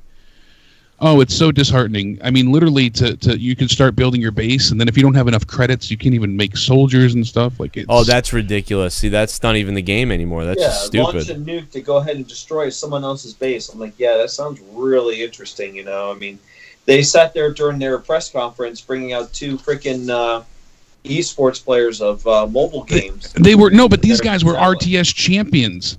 Yeah. These were former real-time strategy champions. One guy was an RTS world #1 ranked player from like 10 years ago. And they bring him out to go click, click, click on a freaking, iPhone. It's like, what the fuck? How do you do? It was so bad. Hey, I found that game I was talking about earlier. Oh, what was the name of it? Okay. Hugo's House of Horrors. Oh yes, that's it. Oh my god. Wow. Wow. I know the Angry Video Game Nerd covered the other one Rose had said as well that I was speaking of it first, the text chat one, but yeah, the House of Horrors. Hugo's Oh my god. had that. Angry Video Game Nerd. That I was watching it, or Joe put it on the other day, and it just started playing. And he brought up this game that I had never heard of on Dreamcast called Seaman. I know that game. Oh my god, though, the That I video, know it, but still. the review he does for this, I was dying. It was so funny. You have to go look it up. Look that up, is really funny. I wish you I have to could watch remember the name of the I wish I could remember the exact name of the video he does that in, but because I think he does 1 or 2 other games in the same video. But oh my god, it's so funny. Yeah, you watch that, and what was it? Leonard Nimoy plays the Man character. No, he narrates Yeah. the he like talks to you, like he's not the voice of the character, but like the seaman thing is like wicked condescending, is like a piece of shit asshole to you. Treats you like shit. It's so funny. It's like this one part. It's like a fish with like a face. And it's got like this weird. It's like it's like this weird. It's like a weird, like a dude face, but it's like a face on a fish. The rest of the body is like a fish, and it talks to you. But they all look the same. So there's like a couple of them in the tank, and they all look the same. And then to procreate, they breed with each other. Yeah. And they're like looking at the screen. Bigger, and it can take up your whole screen. Yeah, but the whole staring at the screen as it does it, and they tell you too. The seaman will wait until you're there, and like so you'll be there to watch. It's like your whole society, and if you're shooting out your dick, it's like, here's your semen, you're shooting out. Oh my god. Then it not only like consumes your screen by growing and growing, but then they go ahead and it's almost like it knew like time-based wise, like how it would grow as time went on. But it was like a Tamagotchi. You couldn't. Yeah, you couldn't cheat. You couldn't go backwards. I believe you could go forwards though, but not backwards. Yeah. Backwards. That's weird. Oh, so funny. Hey, Rose Gaming says that they say "fuck" in it too. Like there's something. That was the beat where it says "fuck." It says "fuck." It says "fuck." You needed a microphone to freaking talk to it and shit. Yeah. So you had to hook up a microphone to your controller to just talk to it. Yeah, to progress through the game, you'd have to answer like millions of dumb questions, and they're like these are questions that nowadays, if you were asked these questions, you'd be like, "You're stealing my fucking identity." Like, I know you are. Like, you'd never be able to do this on, like, a real game. But, yeah, they'd ask you, like, all this weird shit and, like, about your parents and stuff like that. And it would, like, help. I'm not joking. Go watch the video. It's weird. I think I did see the review of it by the Video Game Nerd. Yeah. Oh, yeah, man. So I'm surprised that Leah mentioned that. That's it. From now on, I'll monetize this. I'm just giving points to Leah. That's it. She got you there.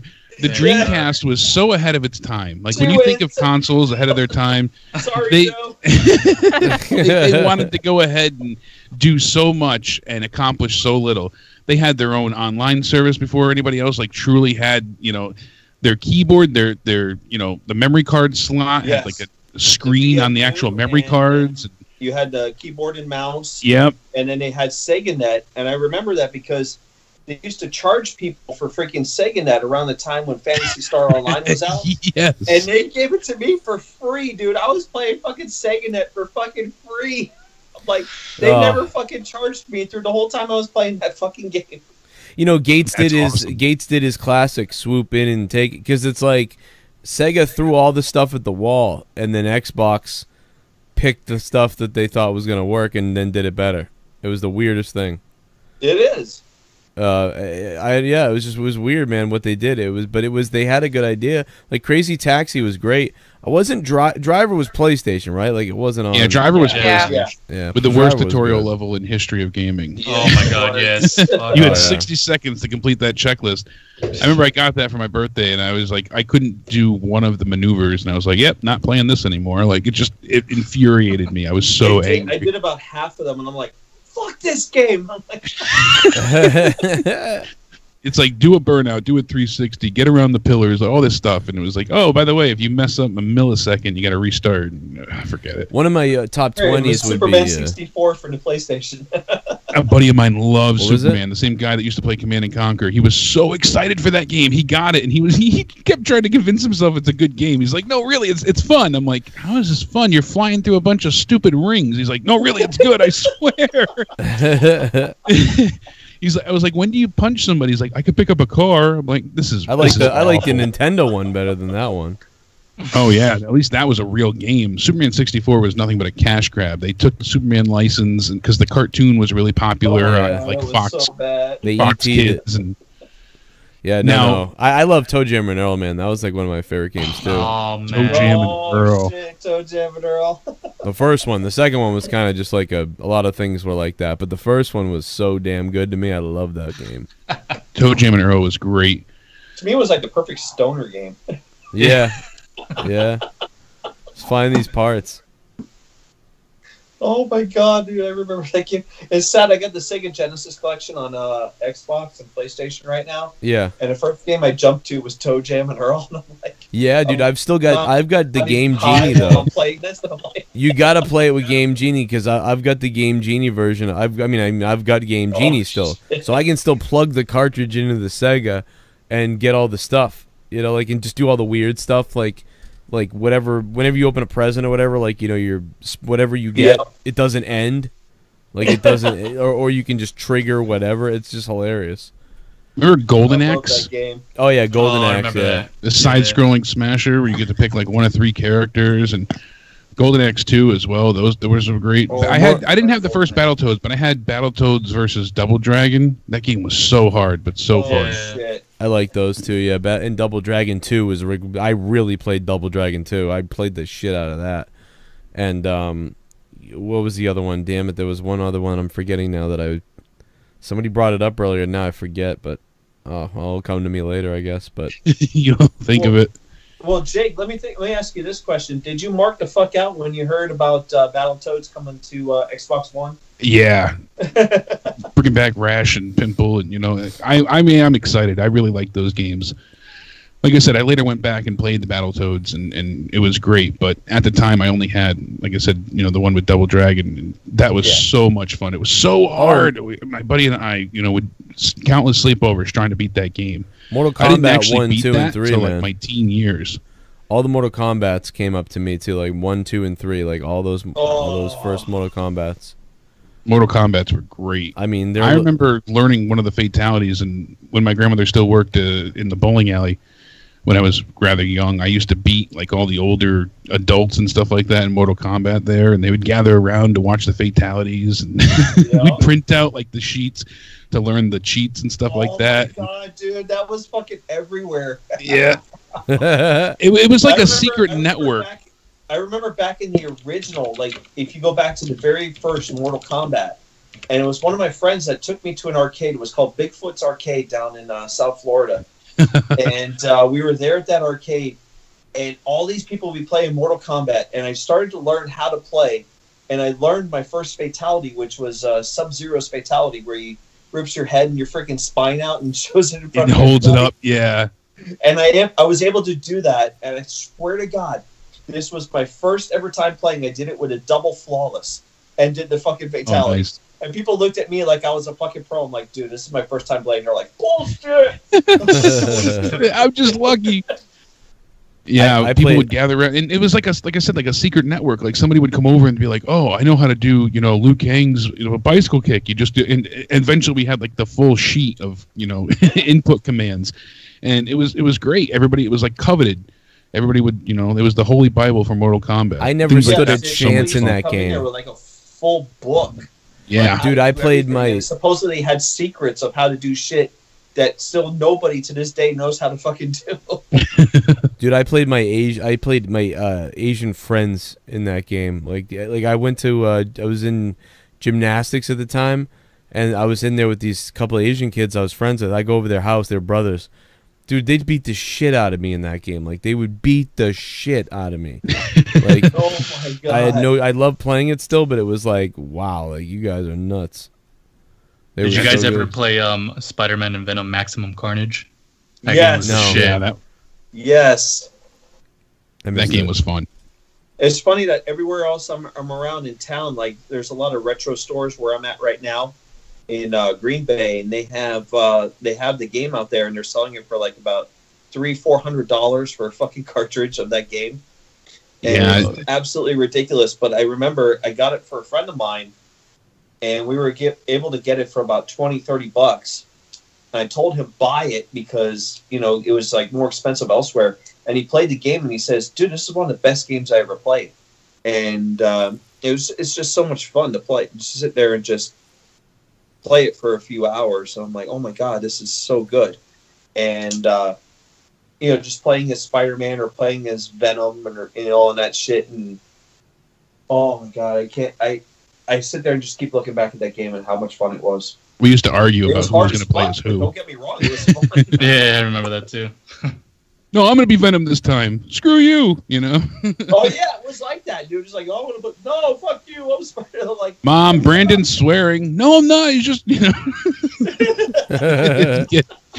You're in trouble. I get to go first player now. Stuff like that. And, I know we're not going to, obviously, we cover a lot of wrestling, obviously, on the Joe Cronin Show. But what was your favorite wrestling game, everybody? I know. No Mercy. No Mercy? What about you, Joe? I would. Oh, sorry. Well, No. just to me, I mean, I liked a lot of them, but I mean, I liked the WWF Attitude. For PlayStation? No, well, I had it for PlayStation. Yeah, when you could change the ring rope colors and entrances and stuff like that. I have right now 10 VHS tapes where I would make, and this was what, 98. I would make, Yeah, roughly. I would make my own, pay-per-views and have the guys fight each other, and I would commentate over it and create. I remember Ahmed tape Johnson and on tape. that game was like a huge mush mouth. You couldn't understand a word he Yes! said during his cutscenes. It was great. That was the first one, I think. That was Someone made that was fun of that, Warzone. too. They brought that up. Oh, it was Brian Zane that made that up because he talked about some of the worst promos, and he brought up Ahmed Johnson during those games. Did he? That's great. That's awesome. No, Joe's right. That was Warzone. That was WWF Warzone. Warzone. Because Ahmed wasn't. Yeah, in because that was with Attitude. Stone Cold and Undertaker. That's what I'm thinking of. Oh, Attitude came after that. Yeah, that was even Attitude. later. I'm sorry. Yeah. Attitude was after. Yeah, no, Warzone. I loved Warzone. That's what got me in Attitude. But like when Attitude came out, it was like I was waiting so much. I was like, Warzone was awesome, and Attitude like doubled everything. Like because Warzone was so small, it was like play as these 9 wrestlers, and that's about all you could do, and it was all Yeah, right. there wasn't much Right. for Wars. It was a very small roster, and they'd had a creative wrestler, but you basically can only use the parts from other wrestlers and just change the Yeah. color. When A Attitude friend of mine came out, made it was Kane all like 500 expanded. pounds and called him the Sun. Like Yeah, dude, it was when Attitude came out, it was so good to me. Like I was like, oh my god, I've been dreaming of this. Like being able to create, manipulate, and do stuff in games is something, especially then, that I dreamed of and wanted to do really badly. Like I would have flourished in this time we're in right now, because now you can really do the things that I was thinking I wanted to do back then, that some games tapped into a little bit, but they never fully tapped into, like facial, putting your face on the character and all that stuff. I would have jizzed over that. Yeah. yeah, that's still today. I Because am I would have blown gone away by around how much you can do. all your friends in school. I mean, I would have taken pictures of everybody, and we would have made like characters in the game, and then we would have held like pay-per-views live online, and I would have passed around the school that we're having a match tonight at like 6 p.m. and everybody watch. It's gonna be me, and we would have tried to tell our own wrestling show story, like, and like try to get people into it at school. Like, I would have done that type of stuff. That's not what I'm sure there's people that do that now. There's a lot of people that do that now. I mean, Canadian Basement has his own league, and he's done stuff like that, you know. And same thing with Matt the Misfit. Stephen Larson commentate over it. You've commentated stuff yourself. You know, you had your own pay-per-view, and it was great. And the things you can do now, you can make your own full-blown wrestling league and stories. It's truly incredible. But Brian, what was your favorite? Since No Mercy was already mentioned, that would have been my number one. That was so good. I'll just go with my number two at this point, because number one would have been No Mercy. So number two, I would say WCW NWO Revenge. That was a really good on the 64. I got to tell you that one, I was at house parties where everyone would be playing that screaming, and that even though Warzone and Attitude were like my thing personally, those were insane, like to play with people. I didn't watch WCW at all. I hated WCW. I loved that game. That game was so much fun. I remember, you know, eventually figuring out how to actually do the special maneuvers, as you had the taunt with the middle thumbstick on the 64. Right. And when I finally, like, that was so cool. My favorite was WrestleMania 2000. Oh shit! Man. I put so much time into the creative character with that, and it was being able to, like, the thing was, what system was that on? That was 64. Okay, I didn't play it. And yeah, see, that was so good for its time. And Warzone had like these really, really like 2-second entrance versions for the wrestlers coming out. And then you had 64's, you know, WrestleMania 2000, and they actually had the song clips with the lyrics and things like that. And it wasn't all like midied out. It was, you know, you had some actual music in there. Well, Attitude had the real songs. Yeah. This was before that, though, you know, so it was like... Oh, okay, yeah, I got At this time, it was just like, wow, to have these things and see Kane's Pyro go off and the Undertaker's, you know, ministry theme, and, you know, my buddy and I... Well, yeah, they were out then. It was out then. Warzone was out before the ministry. No, I know. I'm saying before Attitude. Yeah, well, I know Attitude was out, too, because they had... right? Because they had the new Taker on that one. They had, like, Triple H and DX and... Yeah, I don't know. Yeah, there was, but yeah, it was good though. But I actually didn't have 2000 though. Yeah, but 2000 was just so much fun though, for the fact that, you know, it was so in depth. Because WrestleMania 2000 probably came out around 2000. Attitude came out in '99. Was it '99? Oh yeah. Then, like, maybe just because it was 64 then. Yeah, because I thought Jesus, I thought 64 was dead by 2000. I didn't even know anybody played it in 2000. That's fun. Yeah. It like Heistman said, it was like a real show. It felt like you were watching, you know, the actual live broadcast. I mean, it didn't look as great, but it had that feel to it. So, yeah, I mean, you could create entrances in Attitude, so it was like, oh, I'm creating an entrance. Like, this is crazy, and have the colors of the pay-per-view. Like, that was nuts. But yeah, probably similar, because I believe that was like the alternate. Like, you know what I mean? Like, they kind of one was PlayStation, one was 64. Yeah, it's like that's a little bit different, but they both were trying to do the same thing. Yeah, I remember that. Yeah. But yeah, dude, those. I think a lot of people would say Smackdown. I don't know. D-Moon, what's yours? I said No Mercy, but yeah, Smackdown was going to be my second one, because I had, during the time PlayStation, I preferred to play more. Yeah. And Smackdown, man, I remember that game. I used to play for hours. I remember I found it funny playing as Vince McMahon. Come in with the fucking suit, and it was just like the shit, dude. I don't think Leah played a wrestling game, but I'm just gonna. I was gonna say, Leah, did you have any favorite yourself, or did you play any of them? She had to go grab the kid real quick. She'll be back. Okay. But I would say classic wise, I think a lot of people liked WrestleMania, the classic game, but I like Steel Cage Wrestling, man. I had that game. I don't know, it was fun. That was fun, yeah. Oh my god. Steel Cage Wrestling. No Mercy came after WrestleMania 2000, so it took like everything that worked well in that game, and it just expanded on it. And they had this really cool story mode where even if you lost some matches, like, you had to lose some matches in order to go ahead and progress the story line that you wanted, and there was varying storylines and things like that being included. I had never seen that at that time, you know, until that time, and it was just very intuitive and forward thinking. So a lot of people would say SmackDown, but I hated the SmackDown games because they didn't feel real. But what I did love about SmackDown, the fun thing in that was always just like, you know, throwing someone off a cage or something like that was. Yeah, when they added the Hell in a Cell matches, and you know, you would see it come across the screen. SmackDown, when you did the finishers, you know, the rock bottom, they would say SmackDown. Those just felt very arcadey to me. Yeah, they were fun, but it felt like you were playing in an arcade sim versus where No Mercy and WrestleMania 2000 especially had a bit of a slower pace, so it felt like a real wrestling match. I will. WCW NWO, because another thing was, it also helped me keep in touch. Like if I was watching, Nitro or Thunder or whatever back in the day during the Monday Night Wars, you were able to change the wrestlers based upon what faction they were with. So if they were with NWO Hollywood, you were able to get them to that gear.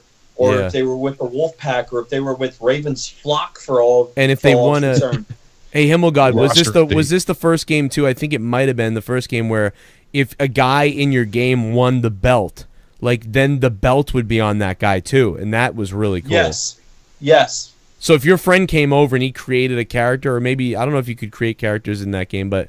Yes, you could. Okay, so and your friend was like your friend's name, and he beat you for the belt. He would have the belt, so that's why it was exciting. You'd have friends over competing for the belt, and on the 64, exactly correct. You could save it to the memory card, which went in the back of the controller. Yeah, and I don't know every game had it, but I know No Mercy definitely had it, and I believe WrestleMania 2000 had it, where you could import. So if my buddy brought over his custom character, then he could go ahead and upload it from his house with the memory card to my game, and then from there he can win the belt and take it back to his house. Like shit like that was nuts. That was that's the ultimate insult to injury. Not only did he beat you at your house, but he took your belt and he's taking it home with him. Like that shit was so crushing. It was fucking wild, dude. I didn't know you could do that. It was partly like just keeping up with everybody that's on television, and I remember like, this person switched to this faction or whatever, and I got to change them up, and you could change them up to look like that person from that faction, and it's absolutely ridiculous.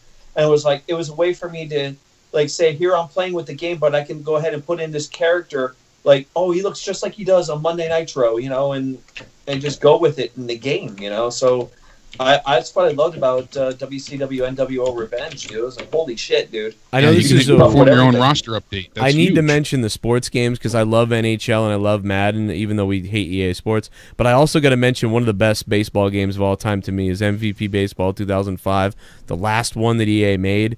Manny Ramirez was on the cover, and the game is just, to this day, I mean, MLB The Show is really good, but I still would rather pick up MVP Baseball from 2005 or 4 or whatever it was, and it was so goddamn good. They really, to me, they perfected a baseball game and then lost the rights to the ability to make the game.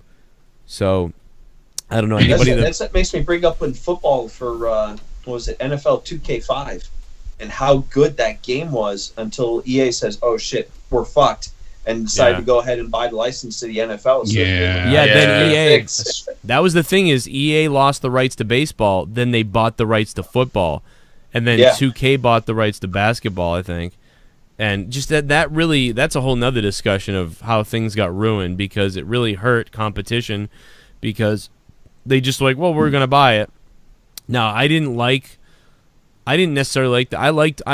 All my favorite football games are Madden, but I mean, 2K's done it pretty good with baseball, but it really messed up the competition, man. There should have been more of a competition. Instead, I agree.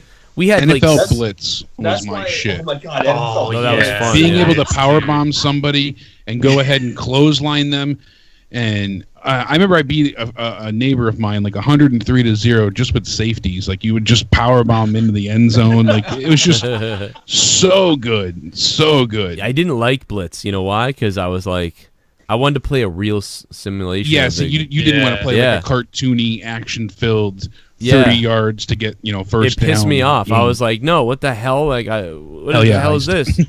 I couldn't find I don't know. I should have found the fun in it, but I just never did. I'd rather play the Madden. That makes sense. You wanted something more serious. What about NBA Jam? See, I love that game. Yeah, he's on fire. Yeah, I love NBA Jam. That's different. I used to love NBA Street. NBA Street was surprising. Right now is NBA Jam. They have the On Fire edition for Xbox One. If you get that for backwards compatibility. Yeah. And I'm like, holy crap, dude! I love NBA Jam. And I was hoping they were going to announce it because I kept telling everybody, they're going to announce it. Tim Kutzrow, he's the voice of NBA Jam. He's talking about it with Microsoft about doing it for the 25th anniversary. I'm like, where the fuck is it? They're talking about it in January of this year. They're saying, "Yeah, we're talking about Microsoft to do the game." I'm like, well, they brought back the game. They brought Boom back shakalaka. They brought it back in on 360 like what 8 years that's ago. What I'm saying, the On Fire edition. Oh, that is the one. Okay, so yeah, it was 8. Yeah, was they it? just made it backwards compatible so you can play the 360. Oh, okay, edition. all right, okay. The other one was that because then they made the mini NHL game. I like that one too, with the big heads. NHL, I think what was it? NHL Open Ice, I think it was called. Yeah, and I used to play that in the arcade. I'm like, holy shit, that game was great. yeah, that shit was fun too. And the old hockey one. What was that old one? I forget now. Yeah, that's what it was called. It was called Open Ice. Open Ice, yeah. No, I mean I played Open Ice too, but there was another one I was thinking of. I think maybe it is Open Ice. I think Xbox 360 did one was called 3-on-3 NHL Arcade or something. Yeah, that one was the one I was talking about. But I was also talking about like an old Nintendo game too. Like what the hell was that one? Remember, there's like a fat guy. And that was weird. I don't know what it's called. Yeah, that was. I didn't play that, but I remember it. I did love people. Well, okay, let's go into people want us to go into GTA a little bit. There's a big fight about GTA.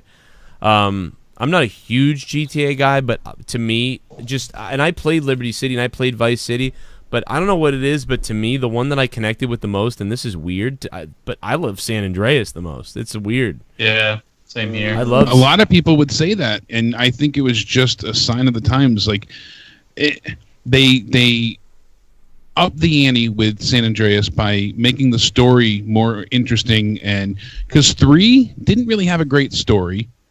No, it didn't. It really didn't. It was just, oh my God, I can free roam, I can beat up hookers, I can take back my money, I can, have sex with the prostitutes, then rob them, which is, everybody's main job in that game.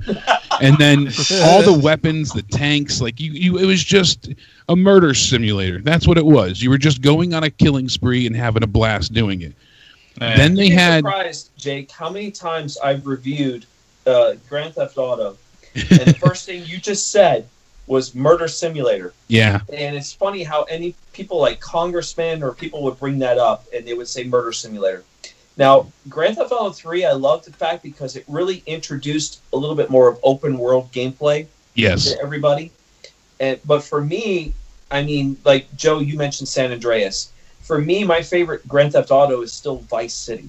Yeah. Vice City was... It was the original. Here it is, Miami... The 1980s cocaine cowboys, wherever you want to put it. That to me was the game, and I'm sorry if it makes me feel like a homer because I'm from South Florida. Yeah, well, plus white people too. Yeah, it took basically they take Scarface meets Goodfellas. Yeah. In that game because you were basically playing as a character that's played by Ray Liotta. Yeah, with Miami Vice, to back it up. Miami Vice, you had fucking every stereotype you can think of in that game. And considering that I'm more of a child from the 80s, you're an 80s kid through and '80s through. music, the 80s lifestyle, the cocaine, everything you could think of. And to me, that was my favorite game. I was like, I look at San Andreas, how good that game was. It made me feel like I went from 2 games that made me have that mafia lifestyle to Boys in the Hood. And I'm like, I'd rather go back to the mafia shit. Yeah. See, that just struck a chord with you more personally. And San Andreas went and even you got to admit, Vice City really was. The story though was more like an adrenaline junkie kind of thing. Like it was how extreme can it get? They just kind of tried to up themselves over and over.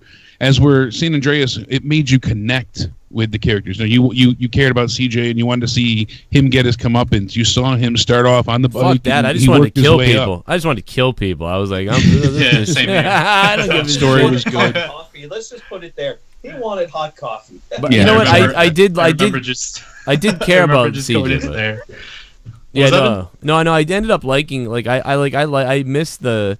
I don't know what it was, man. Like, I don't know. I just think it's the one. But I played Vice City before, and that was the one that really exploded Grand Theft Auto, if I remember right. Yeah. Wasn't it Vice? Yeah. Is it 3 was popular. Vice City was huge. Is it Vice City, then San Andreas, then Liberty City? Then 4, then 5. So, but there's Vice City stories and like all the side games too. But right. Yeah, Vice City, by the way, if we were going as far to say it's a top 5, Vice City is in my top 5. Oh, really? Yeah. So, Leah, you said you liked Vice City your favorite as well, right? Yeah. What about it made it your favorite? Probably because it was the first one I played. And like I just got like sucked into it. Like I don't know, I loved it. I played hours and hours of it. I did like San Andreas though too. I liked I don't know, it was weird. I liked the whole like eating factor. Yeah, stuff like see that. again, RPG elements stuck with Yeah. you. You could work out and build up your strength. It's the There were Sims in other the ghetto. objectives than just shooting. So yeah, It's the Sims in the ghetto, baby. I love the I don't Sims. know what Yeah. it was, but it like, was, as Vice Heist City- said, hood as fuck. Yeah, it really. Yeah, The had Sims a lot is of good another stuff. one. Hell yeah. The I writing still was play good. The Vice City, Sims. when you can own everything in the freaking city, and then you just walk in the club with a freaking flamethrower. Look at the freaking village people wannabes sitting there on the stage, and just burn them all on fire and take everybody out in the club. See, I didn't have a PlayStation. I had PlayStation 1. I didn't have a PlayStation 2 or 3. I stuck with Dreamcast and the original Xbox. So for me, I would play it at my buddy's house. Like he had the PlayStation 2, I had the other console. So we would share in that sense. And it was fun to just go in and play quick, but for me, nothing really struck a chord. Like, all right, cool, I'm gonna spawn in some cheat codes and drop in a tank and go nuts. But that was it. Grand Theft Auto 4, I got into that with Nico and oh my cousin, that was fun. But 5, that's my favorite. Grand Theft Auto 5, the story in that game with Michael, Trevor, and you get through with everybody, and it just that was so well written and just. Incredible to play. So much. I mentioned this back. I think last week we were talking about it, and we mentioned Grand Theft Auto 4, and I mentioned how you have your cousin, hey Nico, you want to go bowling, and you're like in a 6-star fucking police fucking chase, and you're like, yeah, I don't want to answer the fucking phone. Yeah, that irritated me. That game seriously. You want to go bowling? Grand Theft Auto 5 just did it so much better. Like. And you look at each character and how their story was playing out. And of course, I mean, in Grand Theft Auto 5, I love Trevor because of the fact that it made me feel like the old Grand Theft Auto games. Yes. Like, here, let me go fucking do rampages and just shoot Trevor everybody was else. Like, a psychopath.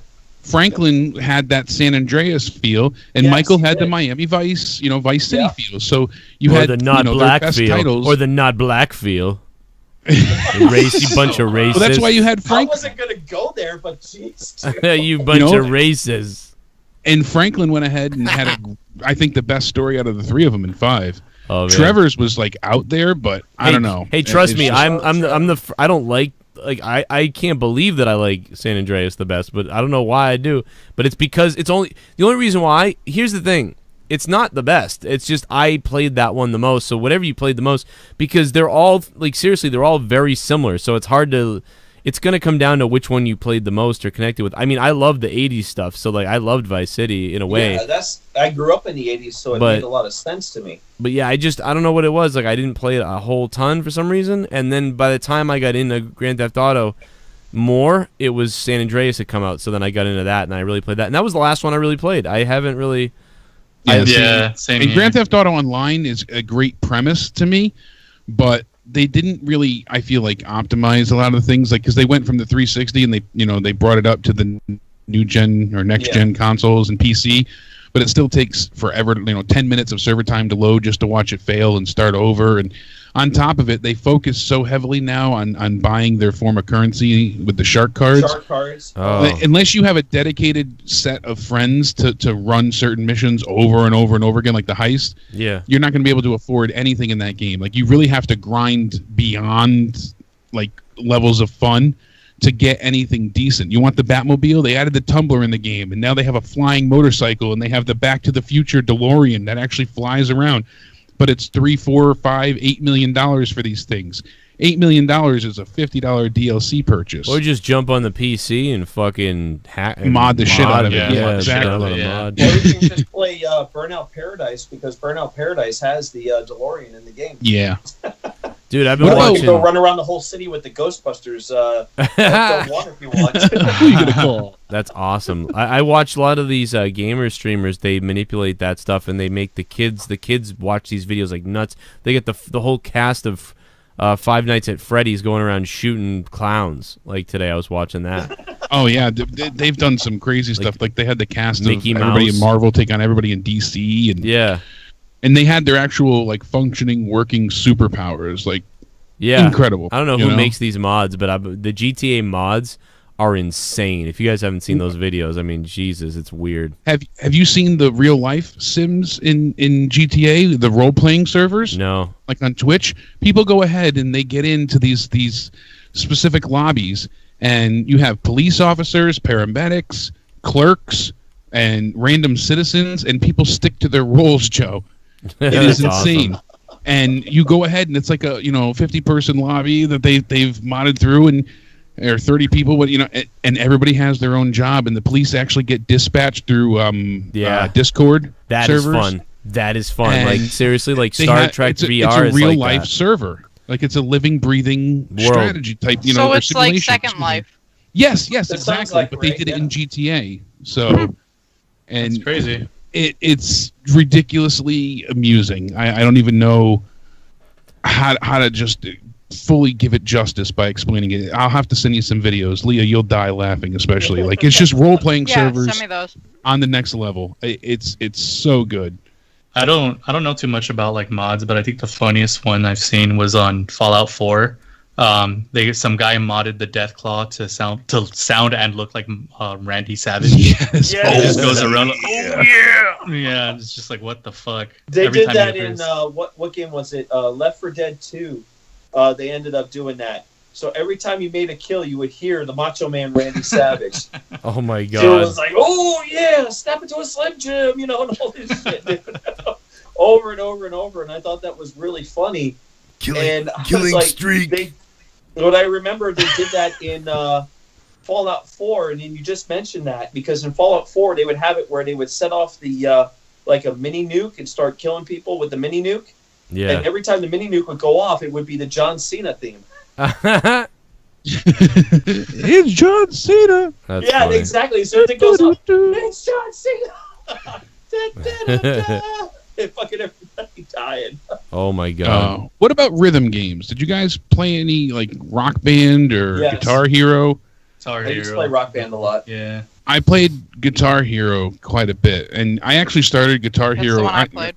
Yeah, Guitar Hero 3 was what I started with, and Courtney and I started playing on the controller. Because we didn't have the guitars. We got the demo. We learned how to play on, where the triggers were the colors, and the A button was the orange fret. And we were badass on the controller. Then we got into the instruments. And when I actually had my brain surgery, when I came back home from the ICU and whatnot, they recommended Guitar Hero and or Rock Band to go ahead and help with my hand-eye coordination. So that's when I started to play, and that's when World Tour came out. So it had the drum set with it and whatnot. And oh my god! Yeah, a few people were kind enough to get it for me, and that's what I used for physical therapy, for hand-eye coordination and motor skills, to boost myself back up. And I played the living hell out of Guitar Hero. Loved it. You mentioned that. It's funny that back in the day, we were doing that with a website I was with, and I keep bringing it up all the time with the website I was with SFX 360. We did that as a competition with Guitar Hero, where people would get up on stage and start playing the songs on that game, and it wasn't just about how you played, for that song. It was the kind of style you brought to the table. So you had to be fucking creative as hell, and so it wasn't like, oh, hey, I could play Through the Fire and Flames on freaking Expert. I don't care. I want to show me some style out there on the stage to start doing some shit. Start bringing freaking Spinal Tap or whatever you can tap into and start doing that. And we had a local band out there doing the competition with us. And they would judge people American Idol style on their style that they would bring to the table on that game. So we had a huge competition, and we did it at a local bar. We brought so many people to that game. And I remember the winners, we gave them a copy of freaking Band Hero that had every fucking instrument. So oh my god. Dude, we went off the fucking walls. I wish that website was still going, but then that is crazy. I've seen a few of those competitions too. And they're funny as hell. Like you said, how much flair do you have? You're basically, a cover band, but with plastic instruments. And how well can you rock a crowd? And throw it behind your head and start playing the game. Do the solos. You got people twirling the drumsticks, and the singer acting like Axl Rose. Like it just, it's amazing funny. what people would do. We would draw a bar, and they would have, in a local bar with the beer and everything, we would have probably about 200-300 people sitting there doing a competition. So. Damn, the Rose actually said he was one of the top 8 players in the world in Guitar Hero World Tour online. That's crazy. That's insane. I believe it too, man. He got a lot of games. The Rose plays a lot of stuff. I've seen his stuff. Right. But it was just amazing how much, in a clinical sense, that game was able to help me recover. And a lot of people look at gaming, just as... I would have just said, hey, jerk off. Like, well, hey, that would help the right hand. The left hand would still be flailing around. Well, you were listening to me, too. You were listening to me sitting there jerking off. Yeah, exactly. How weird is that? Voice of Joe Cronin. Yeah, I mean, I tend to seem to lean towards all these those dark, gritty games of the '90s. I don't know, man. Those are the things. Like, other than some of the newer ones, like I said, like, I mean, right now, my favorite games right now are just PUBG, Halo, and fucking NHL and Diablo. I mean, like, that's it. That's all I'm playing. Yeah. You really love NHL. I do, even though I get angry at it. Love that hockey game. Every single time. Love that hockey game. Rage. Every time you play, it is like I'm sitting here like, when's it gonna happen? And it always does. That game's enraging though. Yeah, I mean it was better in like 13, but no, I mean I'm playing Diablo right now, like because that's what I just got to play it. I think for me, it's a little bit more RPG oriented. I'm more into RPGs than anything else now at this point. Yeah. Man, so, well, it's hard for me to get into a lot of other games, except if it's something I've played a lot of. But for me, it's RPG City, baby. Yeah, I like. I'm trying to think of like what was the last. People wanted us to talk about Final Fantasy a lot, so like I figured we'd bring that up, and that's a little bit different. I love Final Fantasy, dude. Oh my god. 7 was the only definitely ones the that Mecca. really matter were like 6 through 10.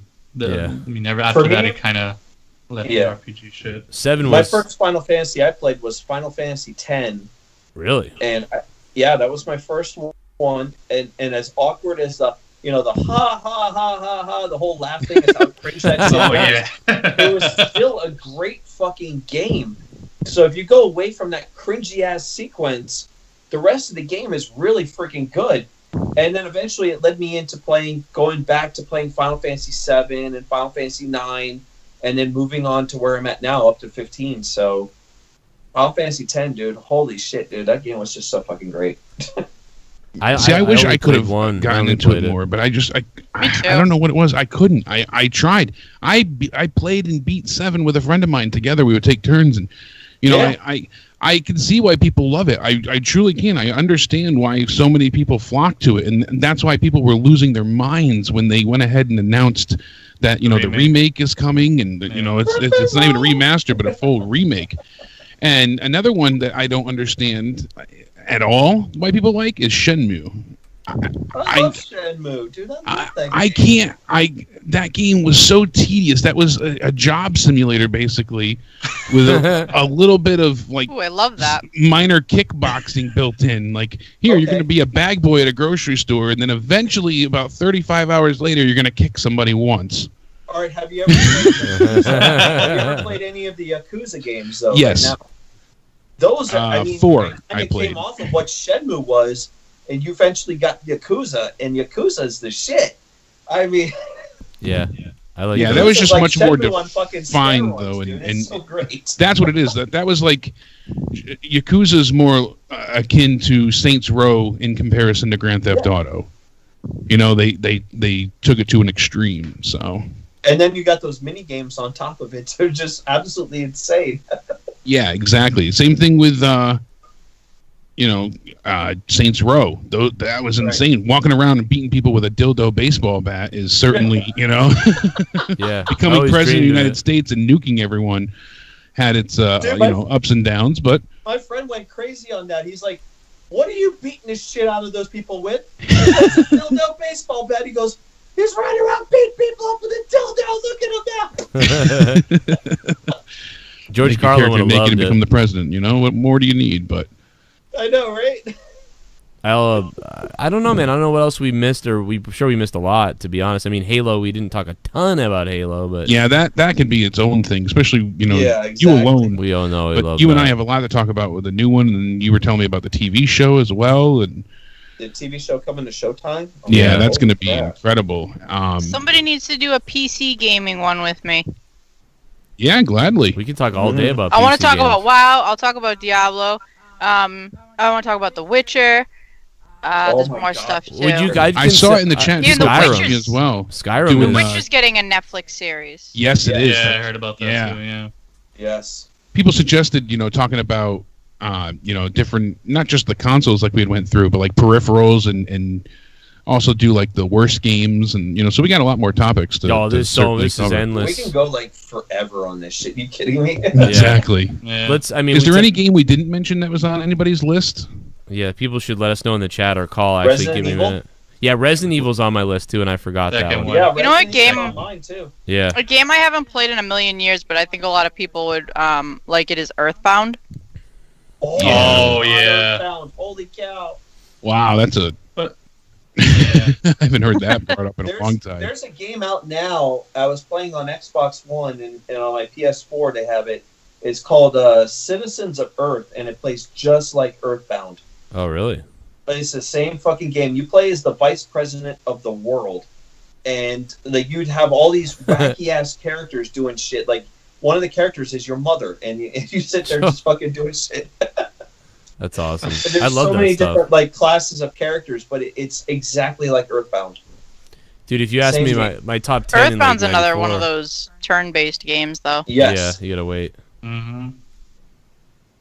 I never really Yeah. played That it was much, one I would but bring up. Halo, obviously, you guys brought that up, and Yeah, obviously Halo The Last certainly. of Us. Oh, I got another one. yeah. Elder Scrolls Oh, Yeah, I mean, we really didn't Skyrim. discuss Elder Scrolls, and Skyrim, Oblivion. Oblivion was real big Yeah, time Oblivion. sink. Yeah. I didn't like Skyrim too much. I played Oblivion, Oh, yeah. shit. What? Skyrim How did is you not like awesome. Skyrim? I I don't love know. I love Skyrim. Oblivion. It's not that I didn't like it. I just preferred Oblivion. I liked I Oblivion, can but I don't know. understand I that. just got so maybe it's the whole Norse thing that sucked me in because I'm wicked into that. I remember in Skyrim. Oblivion, or no, Elder Scrolls, excuse I me. loved Oblivion. I was so obsessed with becoming, it was Oblivion, with becoming a vampire and following the whole storyline. Oh, Oh, no, that's- see, I Oh my God. And then I Yeah. saved over my original save state, and I'm like, oh my god, so it's now vampire or nothing. Like, yeah. I had Oh, multiple shit. timelines spaced out with different saves, so I could go ahead and accomplish different things. I'm like, oh my god, I'm like 110 hours in, and I'd have to start all over. So I was like, forget it. I used That to sit sucks. in Fallout and just become a character that was completely like I would be like the good guy for just one game, and then I would set up another save state where I'd be completely evil, and I would use the stealth boys to go ahead and just rob people of all their shit. And I remember taking this one guy; he had like all really good ass weapons. So of course I went right into stealth boy mode, found out what he had, took all his shit, and left a grenade for him. So that all of a sudden you hear the guy go, "Oh shit!" and it just fucking blew up. So I'm such an a-hole in this games, man. And I remember because I remember back at E3, it was the first E3 I went to, which was back in 2009, and I met Todd Howard. Oh And wow! I had a chance at a party with Todd Howard at a Microsoft party, and we would actually be talking about Fallout for, God forbid, like 3 hours. Jesus. Here I am, I could be staring at hot chicks for 3 hours, and here I am talking to Todd Howard about Fallout for 3 hours. And he was like the most engaged person in the world, learning shit off of That's me crazy. to use in the game. So, Yeah, he is so good to fans and creators alike. Probably was listening to all the stuff you said, like, oh man, they like, okay, I like this. he really was, because it was that, and he actually was buying drinks for me just to keep me fucking talking. So So we can Yeah. blame Remember, Fallout because on the 76 website, I on gave you. the game a perfect score for Fallout 3. Did you like Fallout 76? Yeah, it's coming out. There's Himmelgod saying, "We need to go online." You flash back. Yeah. So You never know, disappointed you might with find that. my name in the fucking credits. Who knows? Oh my god, that's really funny. That is really funny. That was a Destiny bummer. is a big title for me at this point. As much as I can argue up and down about how it's the worst, best game ever, I know it's not anywhere near the best game of all time, but I've sunk way too many hours into Destiny, the original, even the sequel. The first Not one, as much Destiny 2, but yeah. Destiny 1, I poured so much time in. Yeah, Oh, Destiny. More than I'd like to admit, I'm really. sure there's a lot of people that Destiny's top 5 now for them, which is Not for maybe me. top 10. Not for me either. No, I didn't play it much, but I did. It would be in my top 10 without fail. I thought it was going to be the greatest thing. I don't like I think it's really cool and it's really interesting, but I don't like how it's I don't like its frame rate. I don't like the way it plays. I think you would enjoy it more on the PC, honestly. Yeah. Maybe. It's such a faster, different type of feel. It feels like a whole different game entirely, really. I got a couple of games I guess we haven't really mentioned, and they're in my top 10. So I was wondering, see if I can get your guys' thoughts on this. One obviously would be The Last of Us. Yeah. And the other is BioShock. Oh, okay. So real quick I'll make mine quick. Last of Us, I have not played with it. I mean, I have not played it, believe it or not. I've heard that game is just so fucking amazing, and I haven't played it. I really should play it. But BioShock, I did enjoy. It's not on my top, but I do like it. Yeah. What about Far Cry? Shit to me. What about Far Cry? Oh. I just beat 5, and I've always enjoyed the Far Cry series. Yeah. But I was never. It's not any of my favorites, but they're all fun to play. They're very. 5 had its a good bit of difference, but they all kind of get repetitive, and they have the same kind of ebb and flow to them. I really liked Primal, but Primal was a straight rip of 4 to me. Because I played Far Cry 4. See, that's why. Yeah. So if you played 4, it was Primal was the exact same layout for the map. They just used the same area. And just went and updated it a little bit for Primal. So what about Blood Dragon? You guys ever played Blood Dragon? Yes.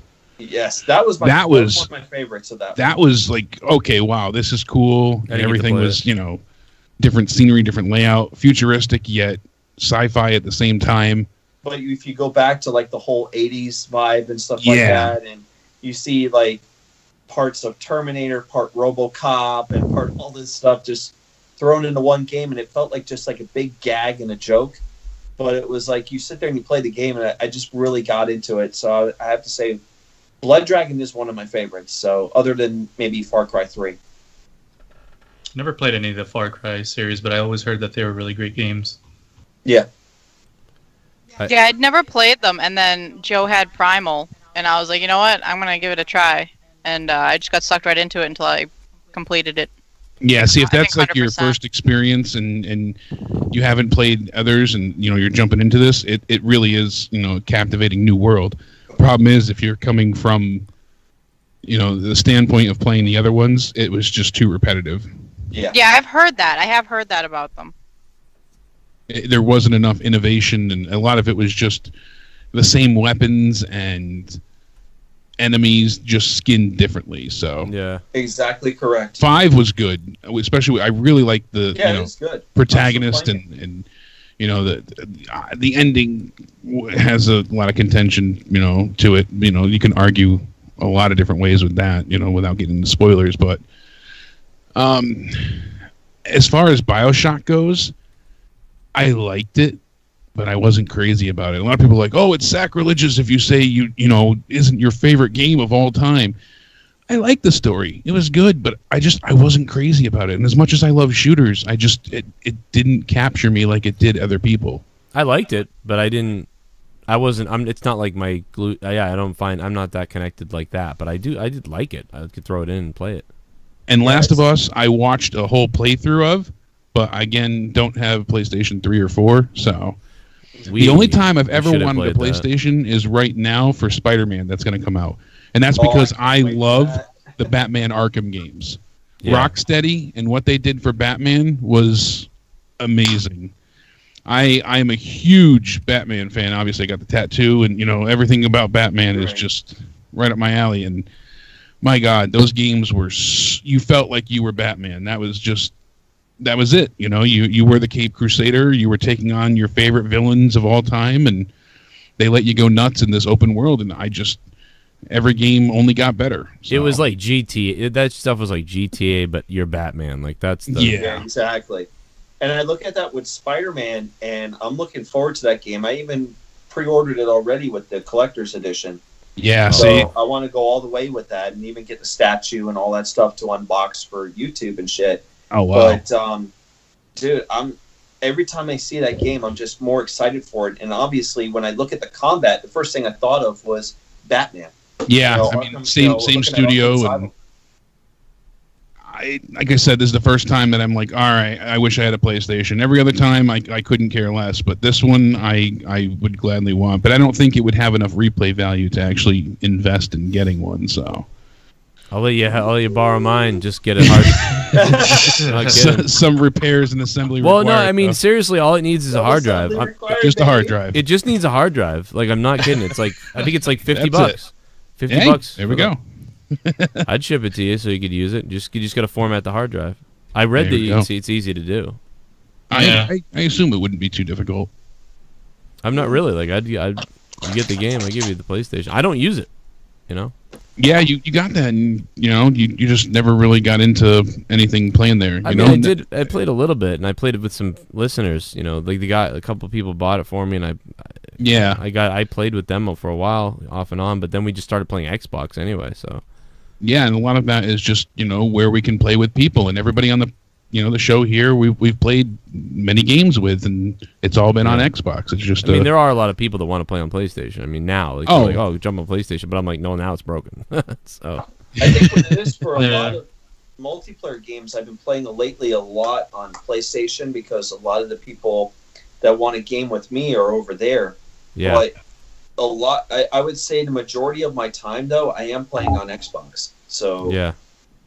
It is what it is. Not just because it's 4K and all that stuff. It's because a lot of players are just playing over there, and I just rather be able to play the games with my friends. So. When PlayStation came out, obviously PlayStation won out of the gate with the new systems, and they really were winning for about 2 years, maybe even 3 years actually.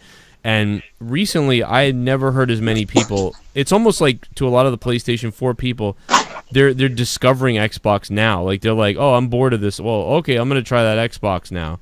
Like it's because obviously PlayStation sold like 70% more copies more units than Xbox. So that's crazy. Like three to for every one they sold, they sold 3 or something. Like, it's crazy.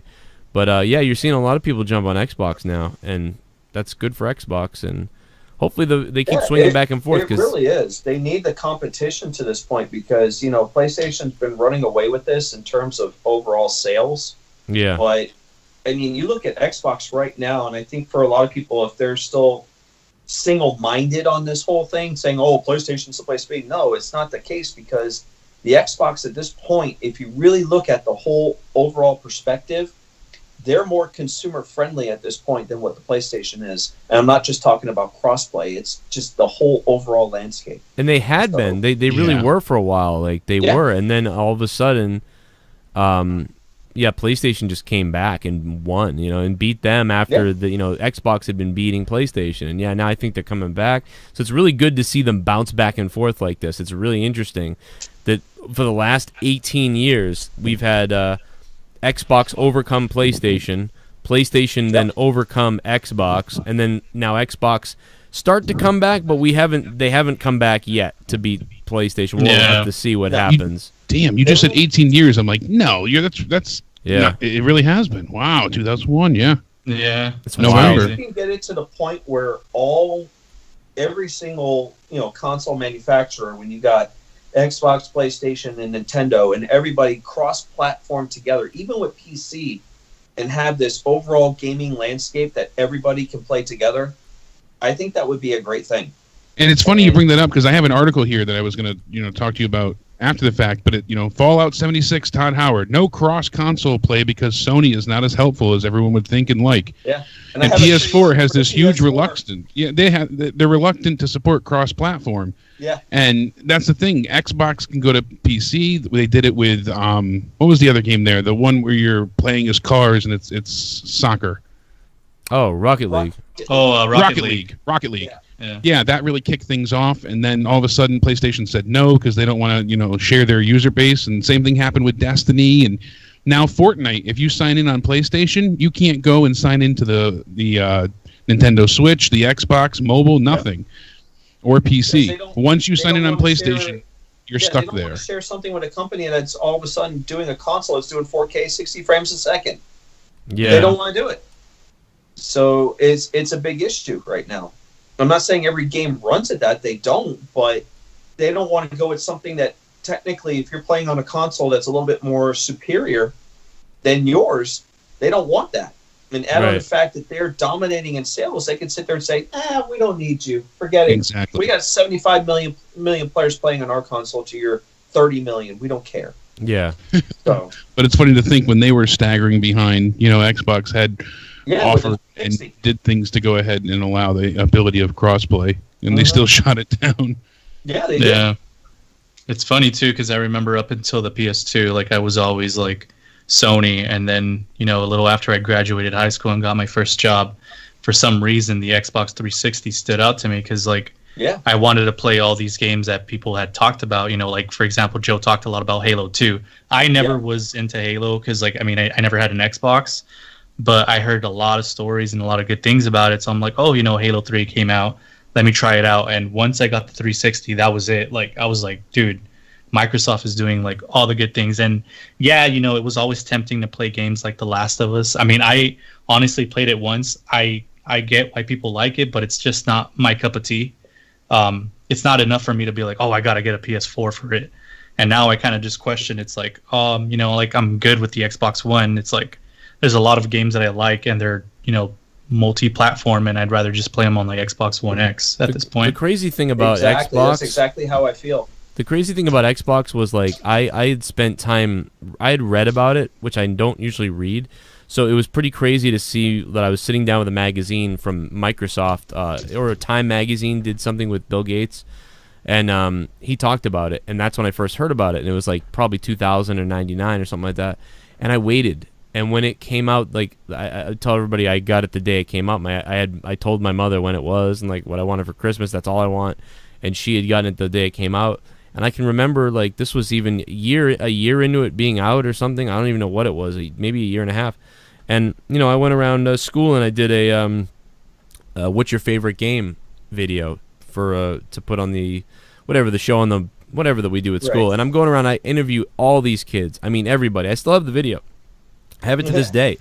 And people said WWE SmackDown 2 and GTA and Tricky and just all these games that we talked about earlier, all these games, and mostly PlayStation 2 games, especially GTA. And at the end, I finally started asking people, I'm like, dude, what about Xbox? Have you not played Halo? And just nobody had the console. Nobody knew what I was talking about, even some of them. And this was well into Halo 1 being out. And it blew my mind. I was like, wow, what is going on? And I was like, wow, there's not going to be... I thought to myself, I'm like, oh my god, there's never going to be another Halo or another Xbox. This is it. None of these kids in my school even have an Xbox. I'm the only one, that I knew of, and I'd interviewed 60 people. Yeah, I was the first and only as well. I had gotten it for Christmas, lucky enough, and I'm telling you, I was ahead of the curve as well in the sense of nobody knew what it was, or because it didn't seem like as much marketing as there was. It didn't seem like it broke through that mainstrim right away. Not they until really Xbox did though. Live They had released. a lot of marketing. They had that X they had a ton. unraveling all the time on the TV, and I'm just shocked. It just didn't. You know what it was? Break through the audience. No, what it was PlayStation 2 was in its golden era with the PS. So it was dominating at that point. It's just like PS3. When PS3 came out, 360 was in such a golden era that, and there was even people still playing PS2 that PS3 suffered because of that. But it was same thing though. It was the golden era. People were like, "What do you mean Xbox? What the fuck? I'm playing. Have you seen GTA and all this other shit?" And by the way, I was a huge PlayStation guy. I never thought that there would be something better than PlayStation. I don't even know how the hell I found Xbox. Like I said, it was a magazine article. If it wasn't for that and finding out about it, and I didn't know Halo was that good. I didn't even play a demo of Halo. I didn't even know. I was like, all right, Combat Evolves, the one thing that comes with it. Okay, whatever. We'll see what it is. And then it was just like, holy fuck. This is this is one of the best games. This is the best game I've ever played. What is going on right now? Was that your first game for the Xbox? That's what came in the Xbox that I got. Yeah. Yeah. No, mine didn't come with anything. So I had gotten NASCAR, whatever it was, like NASCAR 2002 or something like that, and I was like, "Yay! Thank you, awesome! I'm making another left turn." Yeah. No, it came. I don't know where the box is, but this box, it just. I mean, that was their. It basically was their Mario. I said that. I was like, oh, so this is like the Mario. And I thought this is weird because, most when Nintendo came out, Mario was the thing, the kids game Mario, and when Sega came out, it was kind of Sonic was the thing that you would expect to play. And now here's this thing, and it's fucking a shooting game with blood, and like I was like, whoa, like this is because the original Xbox in 2001 reminded me of those gritty games that I liked from the 90s. You know, it's like it just was crazy to play that game. I couldn't believe it. For a split screen twin stick shooter. Yeah, and never mind when you started realizing you could LAN up, like and plug other Xboxes into it. It was ridiculous. That was we even found ways to connect online and play Halo when Halo 1 couldn't go on Xbox Live. Yeah. There was a net, basically utility. So you plugged your Xbox into your router and your computer. Yeah. And you can trick it into thinking you were having a LAN party. Yeah, you could play online against people. As long as you could get on a server, you could play online because all you had to do great. is you just had to. It makes it think you're on the same router basically. Yep. I never did that, but. Yeah, back in the day, they used to have this whole console war thing, and they used to throw up some really good YouTube videos where back in the day they would have, like, Nintendo would show up, and here's Mario and Donkey Kong and all these, great characters. And then all of a sudden, here comes Sony, and they bring out freaking Solid Snake and freaking, Kratos from God of War, ready to go to war. And then all of a sudden, here comes Microsoft out of nowhere, and then all we see is Master Chief arrive, and he's like, I'm sorry, I'm all there is. Ready to go to fucking war. That was the hell. That's all you needed, man. No. I couldn't. You just get a guy with a gun going, I'm gonna fuck all your shits up. I couldn't believe how I jumped the ship though from PlayStation to Xbox because I was so into PlayStation. When that sound of the original PlayStation turning on, just like the original Xbox turning on, is like I want to jizz on myself. Like I can't even believe it. We got to take phone calls. We're getting to the end here. See if there's anything we left out. 339-226-6610. If you're out there and you're like, oh my god, I got to talk about this game. Why haven't they brought up this or that? Because I know we've forgotten a ton of games that are probably iconic at this point. Too much to talk about, to be honest. Yeah, there's so much shit. Hopefully. Even German will be the first one to call. No. Yeah, he's just gonna shit all over Joe. Yeah, like kill yourself, Joe. I'm gonna eat your kids, Joe. Uh-oh, I think I froze my XSplit. Oh. I hate when this happens. Oh boy, look at that. All right, well, you guys are gonna be stuck looking at that goofy screen for a while, so sorry about that, but maybe it will come undone. Hey, what's up? We got 214. What's up? 214. I done called a couple times. I never actually said my name. This is Drew Two Trill. What's good, bro? Would you say Drew? Yeah, Drew. I hit you up a couple times on Instagram. Oh yeah, what's up, Drew? How you doing, man? What's up, man?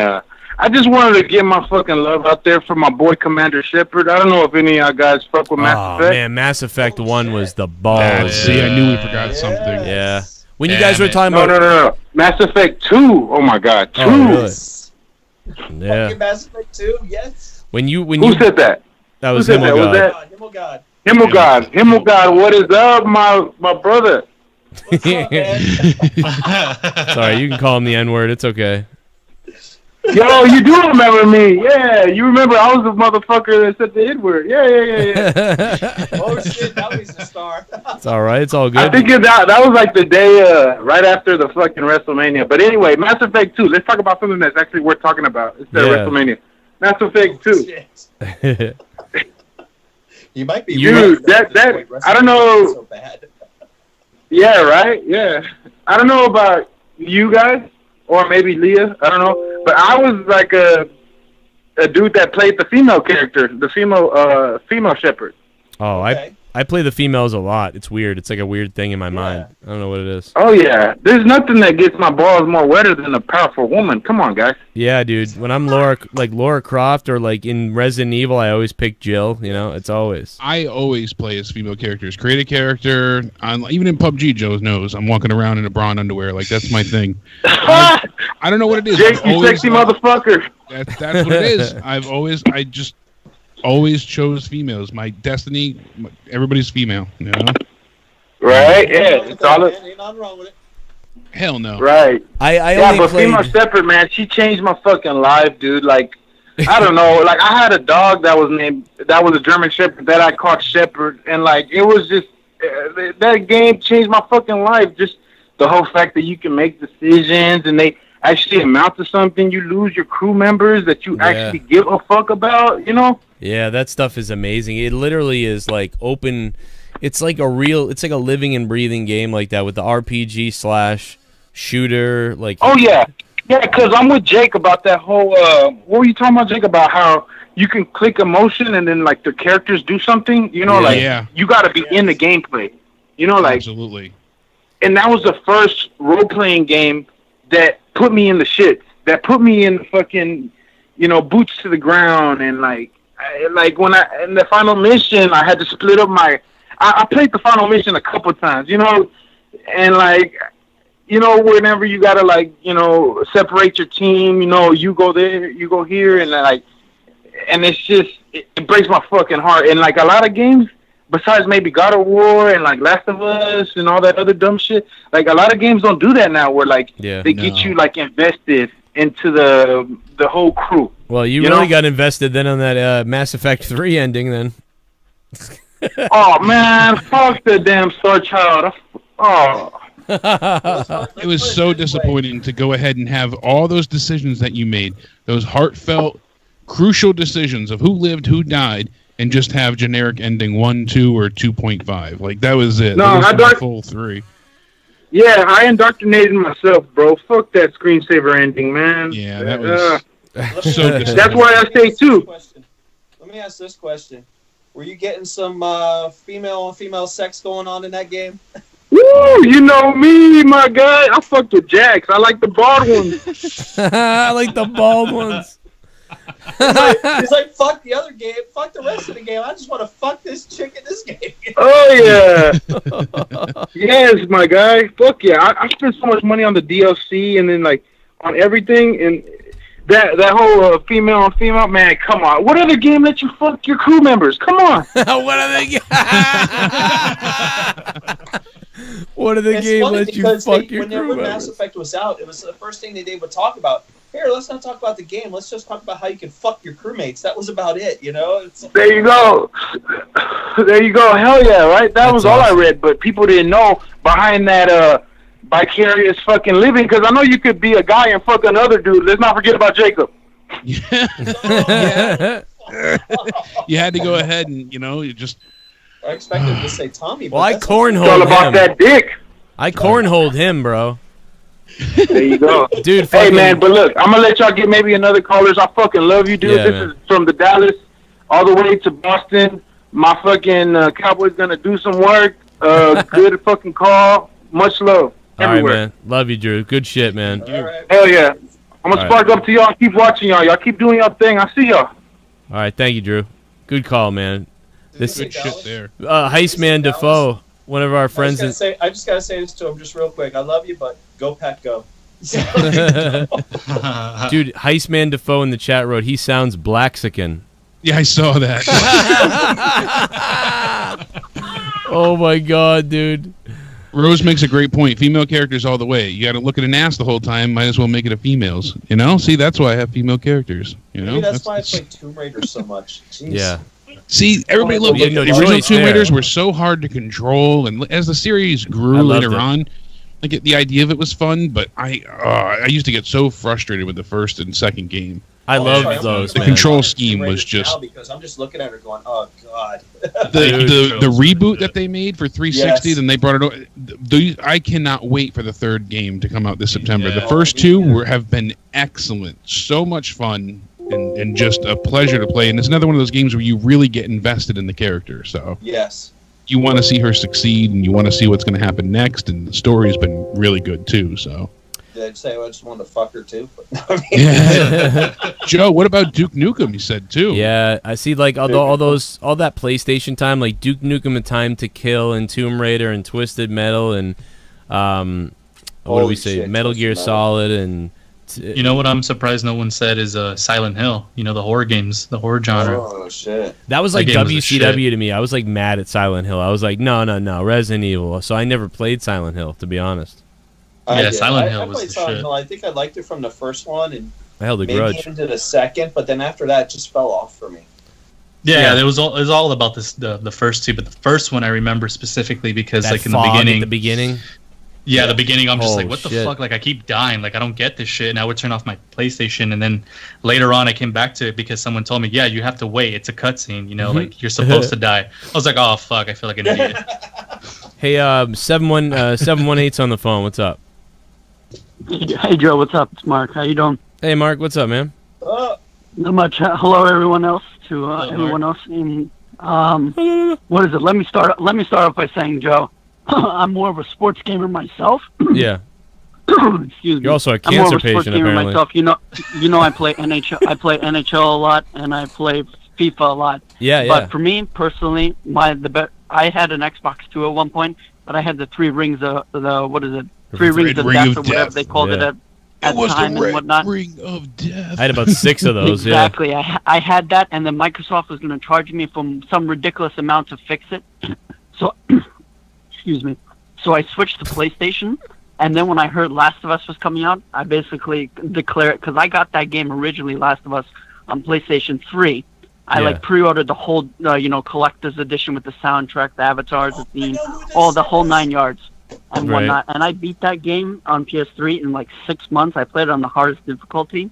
And then when they brought it out on PS4, like remastered, I was just like, I fell in love all over again with the game. And of course, I'm going to get the second game. But personally, for me, that's my favorite game of all time, The Last of Us. On Twitter. What was that? What's up? 15_11 on Twitter. Yes, it is him. Oh God. Yeah, right. Because you talked about that, and I brought it up on my show last week. Yeah. This is Mark. What's up, dude? What's up, him? Oh God. What's up, but yeah. Oh, by the way, Brian, I have to resub to your YouTube channel because YouTube and Google is retarded. It unsubbed me from your channel. Oh my So I'll hit God. you up again with the sub later tonight. I don't get like even on a smaller channel, like you just get this thing going, and even you're getting unsubbed. Like that's ridiculous. It's ridiculous. Exactly. That it happened. It just happened to me the other day. I haven't got a chance around to like doing it yet because the whole week has been busy and whatnot. But I'll throw you a sub later tonight, Brian. Cool. Appreciate it, bud. You're welcome. So yeah, personally for me, Last of Us is the best game in my viewpoint. But what I've been actually recently getting into, Joe, that I'm not sure if you're into it or whatnot, but those decision-making type of games. I don't know if you guys ever play any of those decision-type making games. For example, like Detroit Become Human, where basically where you pick like a decision and it basically affects the kind of game and affects the outcome of the game. I think so I've been kind of recently getting into those kind of games. I think I really liked those back on PC back in the 90s. Games like that really entertained the hell out of me back in the 90s, and I really can't think of one off the top of my head exactly, but like stuff like even like Myst and Riven and like those games and games that were somewhat like those with those ambience that had decision making. I loved those back then, not so much now, but then I really did love like the Telltale games that they do now, that they have the decision making where they remember the stuff that you did and it goes into future episodes. That's really cool. I haven't done that. where it carries forward. Yeah. Did we talk about Fable? Batman, and I think we did mention it. So many other games that do that. Yeah. Yeah, because I'm going to start later tonight. Heavy Rain is for free for PlayStation Plus. I don't know if you have downloaded it yet, Brian, but I'm actually going to start that later tonight, Heavy Rain, and see how good that is.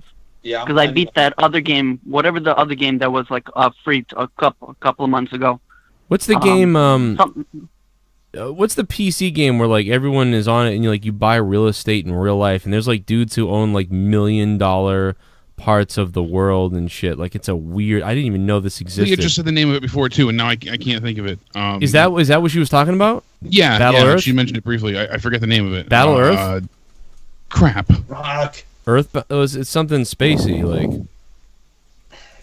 Earthbound or something. No, it's not Earthbound. I mentioned. No, it's not Earthbound. I can tell you that. Are you talking about the Life Sims, Sim? right? That would. Well, I mentioned Second Life, but Yeah. I don't think that's what he's thinking of. This is like a space game where like people. Oh, the space game. That's the one where you could buy like $1,000 planes that people have, and it was a Kickstarter that it started. Yes. Yeah, I think you're right. Hold on, it'll come to me in a second. And again, in GTA, you can do the same thing on the GTA Online. You can really exactly you can. See, I gotta get into that. Try to make money on like games again, Brian. Star Citizen. Sorry, Star Citizen. Yeah. Dude, this is like a weird like subset of people that I swear to God, like in real life, like would have somebody killed if they fucked with their like stuff. Like, and people, it's really bizarre if this is the right game. But the game hasn't even like officially launched in any capacity. And right. Like you said, people are buying $10,000 to $20,000 like spaceports and stations. Yeah. Yeah. They're on like Alpha 3 now, and it introduces like mining and mini cutscenes and stuff like that, and it's like No Man's Sky on a whole nother level. But people kept buying these massively expensive ships and just the amount of money spent. I forget how much they raised, but it was like ungodly amount. Does anyone know how to play Star Citizen? Because I've wanted to play it too, because it just looks. I don't know, dude. It looks amazing, but I don't know. I've never tried it. No, on Twitter. Oh my God, I'm having some random dude, Casual German. Yeah. Oh yeah. He's got a bunch of friends that deal strictly with this, and the community for it is, like you said, like a secret society. It's nuts. You know what? I think he might have been the guy who introduced it to me. If this is the game, I'm not sure still if it is. But yeah, it's like I was looking up like top 10 games you can make money in one day, and this game like came up as like one of the tops. And like some guy owns a planet, and it's like to like park on his planet, it's all this money, and then you can flip it and turn it into real money. So it's just, dude, like something is up with this game. Development began in I think like 2010 or 11, and it was supposed to come out like 3 years after that. Oh my God. The alpha the original playable part of it was released in 2013, and that was just for the hangar, so you can view, manipulate, and modify your ships in real time. But you weren't flying; you were just looking at your ships. Yeah. And I'm trying to find on Kickstarter here. I know it kept getting delayed because it was growing more in scale. And it just got bigger and bigger and bigger, and people just kept, dumping money into it for them to add this and this and this and this. Let me see, right here, funding. I know there was... Here, read up on that for a second. Let me play a couple of these. ShiBUM! Retro Super Mario Yoshi's Island. PC Command & Conquer. Westwood Studios still the benchmark for what a studio should be. Star Wars Jedi Academy. Jedi Halo 2 is still my all-time favorite. Only game I've ever stayed up 3+ days in a row playing. I only went because he said Westwood Studios, and that like made me go, oh my God, like Sierra Games. But Brandon Collin, thank you very much, Brandon, for the Brandon Colby. What's up, Brandon? Thanks for the $5. I'm sorry the screen's messed up, but yeah, Brandon Colby. Let me play. Did anybody speaking of that, did anybody play the... There's going to be a couple more of these that come in real quick. I got a gaming topic. Odd accessories and add-on. I think we could probably save that for next week. We're pretty much at the end here, Casey Yates. Thank you, Casey. We went way longer than I expected in this show today. I got a few of them. Yeah, Brian's going to get back to gaming all night, and I'm probably going to play some Diablo, but... thank you, Casey Yates and Brandon Colby. And look at this. Steven German is going to come up with... he says Mario Kart was the bomb. Joe, watch what you say. I'll be listening closely. Steven, I'll put a... no. What is he going to do? Drop negative points on you for next week? I will put a power glove up your ass. I swear to God. Super Chat Party. Thank you, Steven. Joe, watch what you say. He'll be listening closely. He'll be man. listening closely. He will be listening. What were we going to say, Leah? I was wondering if anybody had played, what's it called? The online Star Wars game. Oh, the Old Republic? Yeah, that was it. Yeah. Yeah, I played that. I played when they had like their beta trial period where they were just testing out servers and stuff, but I never played the final. You know what I did was before they went free to play with like, they just added in microtransactions and shit like that. Yeah. But before they did that, I did the monthly subscription thing, and I stopped playing, and I thought I had shut it off. Mario Kart Wii was the bomb. I read it already. I read it already. Thank you, Steven. Oh, yeah. So I had I thought I had shut it off, and then they announced that you could get like a tauntaun to ride, and I was like, sick, or a pet, or whatever it was. It was a pet or something you could ride. But either way, I was like, that's sick. I want that and stuff like. And it was for people that had been like signed up through a certain date. So I was like, oh, let me go sign up again so I can get it and everything. And it was like, you're still signed up, and I was like, oh. Whoops. Yeah. Either way, I mean, I got my tauntaun, so that was pretty cool. But yeah, like I mean, that game was fun. The PvP in that game was fun, and I liked the ship battles and like upgrading your ship and stuff like that. That was all fun. Yeah, a lot of people said that was cool, but there just wasn't enough content. There wasn't. That's why I didn't last. You know what was weird? It was also depressing to like run around on Alderaan. Like, aw. Yeah, I bet. You know, oh, this doesn't exist anymore. If I remember, there was like if I remember, that game had like not too many planets to roam around to or scroll around to travel to. No, not really, not a ton. But like I said, like the thing for a Star Wars game. Yeah, but like I said, like the ship stuff and the PvP stuff was fun. Super Chat Party. Croc Legend of the Gobos was a great game for PS1. I remember playing that. I don't remember that one. I didn't play that one. It had tanky controls as well, like a lot of the other games, but it was alright. It wasn't very memorable. I'm surprised. I don't know if anybody has this on their top 10 list, but the Fable series is pretty good. Yeah, I was so excited for that first Fable game with, you know, the way Molyneux went ahead and you know, sold it like it was going to be the best role-playing action adventure game ever. Yeah. And then it didn't really live up to the hype, but it was still fun to play. You know, I still enjoyed what I did get out of it. And then the sequel was going to be even better, and unfortunately we didn't learn our lesson there either. So I liked Fable 2. I think it was for me, I was more into the sequel, Fable 2. Yeah, Fable 2 was the shit. First one. I mean, like it's like I said last week, I almost bought the Xbox for Fable, but the controller is what stopped me. But like, I don't know, like, but when after I met Joe and everything like that, I'm like, it's like, oh, now I basically have an Xbox. I got Fable 2, and it was, I don't know, I had a ton of fun playing. I like that you could go like two different routes, so it's like you play the game and then you can play the game again doing different things. Yeah. So it was like a lot of fun. That's certainly interesting. I found it all here for Squadron 42 is the solo part of Star Citizen, like the actual single player campaign. He's not sitting at his computer right now. That's all right. Okay. Well, I don't know. You'll have to I'm just saying, I thought he wanted to hear it, but whatever. You can tell him later. I'll tell him later. But one ship sold for $27,000. Wow. Like real dollars? 27,000 real American monies for an in-game. Okay, I gotta get on to whatever that is.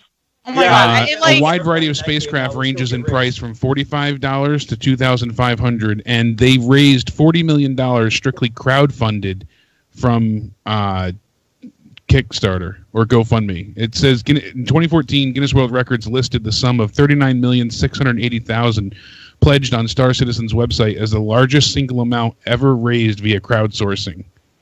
Wow. And then they also have other financial backers too that weren't crowdsourced. On May 19, 2017, crowdfunding surpassed $150 million. Wow, that's crazy. I can't even justify spending $20 on an in-game mount on Warcraft. I'm like, right? I can't do that. But $27,000 for a Legatus pack for players who have already spent $1,000 in game, and it's like a complete spacecraft package. But you can only get it if you spend $1,000 or more in the game previously. Then it opens up the chance to get it. Party. I am peeing and I have the phone on 20K. Wow. Joe Cronin donating to himself. That's great. I am peeing and I have the phone on. Wow. Yeah, 20K though. $24,000 to $27,000 for one ship. Are you fucking kidding me? I'm about to say, who the fuck is that guy? Joe donating to himself. I'm only seeing the donation now because I got the stream on mute. Oh, that's so classic. That's fucking Crazy. funny. Yeah, I wanted to mention. I don't know if any of you guys owned an N64. Hold on here. Spyro the Dragon or Crash Bandicoot. Oh yeah, played the hell out of those. They just Definitely had those are Crash all games. re-released on, they had it on PlayStation about 6 or 8 months ago, and now it's on Xbox, the N series Spyro's there. coming out pretty soon. Yeah, Spyro too. Yeah, I can't wait for that. I loved Spyro. Spyro was a ton of fun. Spyro didn't do good. I think it was like Spyro died because they what was Poor it? dragon. Yeah. Well, I mean, like that's where Skylanders came from. Yeah. So gay. They butchered him. Can I have? So I don't know if any of you guys. I don't know if any of you guys owned an N64. Oh yeah. Did anybody? We all did. Oh, okay, yeah, because that was actually my very first video game system that I ever got was the N64. Because I transitioned, like, it was funny. I transitioned from getting an N64, then I went to, like, PlayStation, but then I stayed with, like, Xbox for a certain amount of years until, of course, the Red Rings of Death. And then I've been with PlayStation ever since. But it's like that phase in your childhood where I guess Nintendo was the more appealing to some of the kids. Yeah. You know, because the whole Pokemon thing and Mario and all that stuff. So that's kind of like how I started out. See, Nintendo cornered the market entirely at that point in time with the 64 for a good bit, and then PlayStation was able to not overcome it, but they secured their own niche in the video game market, because originally N64 they went ahead and they came in side by side essentially with the PlayStation release around 96-ish, 97, somewhere around there, and as where PlayStation was focusing on these high res graphics and story games and things of that nature. 64 had children's titles, like you said, Mario. Nintendo also had their usual, round of suspects. Then they also added Pokemon. And then you also go ahead and they had things like GoldenEye and Perfect Dark. Exactly. So they had things for the older kids, the teens and adults. And so they were able to really, not have to spread themselves thin. They had a wide array of titles. So there was a little bit of something for everybody. They had sports games, they had racing games, they had fighting games. That it was all encompassing. PlayStation eventually it was kind of like basically an all-in-one system. Yeah, that's what it was. It really was. And then what was great too, even though I probably stayed with Nintendo for like the longest time. Well, I went from 64 to I remember like PlayStation, but then I went back to Nintendo in that little span of time when the GameCube came out. That's probably more than that's probably like in the 2000s, somewhere in the early 2000s. I went to, I got a GameCube and I played Kirby Air Ride nonstop, which is obviously in my top 10 games too. People thought that game was boring as hell. It's like, what the hell you do? Like, it was so fun, that game, Kirby Air Ride. Yeah. Yeah. I remember one thing you mentioned, like, with Nintendo and how they had the market for people of all ages. And then with PlayStation, they found a way to carve out their own niche, which was basically get the Japanese games. So when you had all these Japanese games that are crossing over to the West, that was a way for them to gain a sort of advantage. So when you're playing games that you've never heard of before, like back in the day when Yakuza started coming into play, and if you even look into today with companies like Vanillaware, like no one's heard of these companies except out in Japan, and all of a sudden they make some of the best games you probably ever played. It's ridiculous how I can sit there, turn on my PlayStation, and play stuff like Yakuza, or I'm playing stuff like Dragon's Crown or Odin's. And that's only surface level. I mean, it goes so much deeper than that. And when you think about it too, a friend of mine was really, really big. Ryan, he was huge into anime and Dragon Ball Z. And one of the Dragon Ball Z games he wanted to play, he had to get a certain PlayStation to play it. It wasn't NTSC because he imported it from Japan, I believe it was. Right. Oh yeah. So he had to get a PlayStation that could play like the PAL type files for games, and that was like a huge deal for him to get that, and it wasn't dubbed or anything, and it was crazy. But the fact is, that he would import games that you couldn't even play. The PlayStation has so many niche games, it's ridiculous. Like there's a lot of people that are into Senran Kagura, there's people that are into Onichambra or whatever, games that nobody else would really think about, but they're into those games that might be a little perverted or whatever, that they're into that shit, Oh yeah. I'm into games like Persona. I think Persona is a fucking great series. And I was watching Liz play that for a while. But it's not. she was streaming that. Liz was the other day, and she was playing that, and it's interesting. I don't know if I can get into it myself, but it was fun to watch at least. So, Persona 5. That to me, yeah. Last year, that to me was like in contention for Game of the Year. Obviously, I picked Zelda, but if it wasn't for that game coming out, Persona 5 definitely should have been Game of the Year that year. Yeah.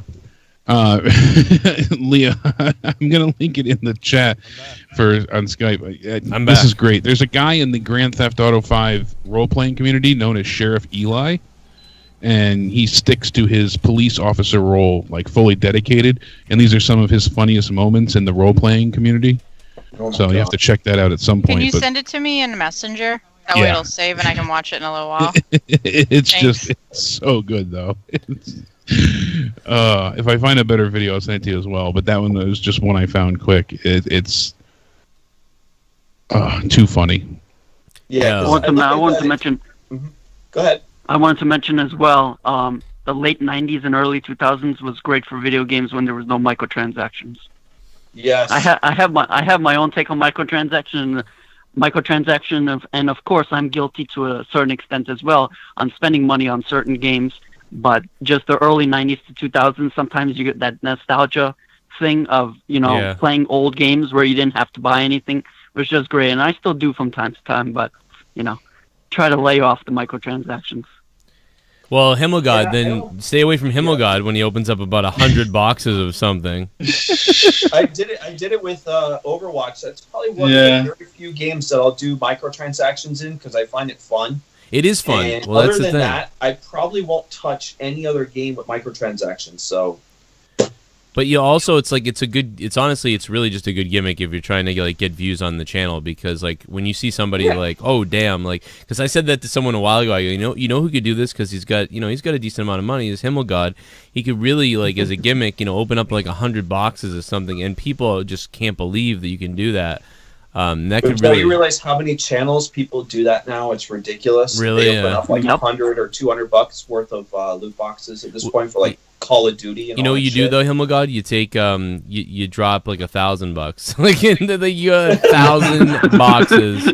I'll be on for over a fucking hour opening up loot boxes. Dude, you could record it every other day, like, and then on the 7th day uploaded the 700 boxes or whatever. Nobody's done that. That's when Joe says, "Man, I wish I could be doing that right now." Yeah, I would definitely be into that if I was forget about it if I was really rich, because I'd be definitely like a little bit not like attention starved if I was like, say I hit the lottery and I had $900 million. Like I would, obviously I would give to charities and all over the place and fun things and cool projects and stuff like that. Yeah. But it would be fun to be like, hey, guess what? I'm opening up 10,000 loot boxes in Overwatch live on the stream, and we're not stopping.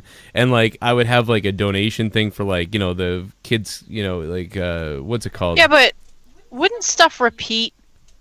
Who cares? Yeah. That'd be boring. It does. But what do you mean you would find everything? Well, I mean, if I found everything, then I guess it wouldn't matter then, right? But there's so many people that do that. A lot of people do these openings and they get millions of views at times depending on the game and when it comes out. Like Call of Duty was doing the supply drops for a while. That was huge. And a lot of it's just fake reactions like, oh my God, that kind of stuff. And especially kids, young, probably Danny and Gavin's age, in between that range. Yeah. They eat that up like it's, a cat to a saucer of milk. Like it's just, they consume it endlessly. Yeah, it's I can. Oh shit. Oh man. I just hung up on Mark by accident. Sorry, Mark. Shit. I almost hung up on you before again, so we're good there. But Mark, my bad, bro. I didn't mean to do that, but we really got to get out of here. Any game anyone wants to close out with before we get out of here? Next week's episode, I don't actually exactly know what we're talking about, but it will be interesting to see what we do talk about. Perhaps we will maybe dive back into like some Nintendo stuff or something, or the future of. We might be talking the future of gaming, like.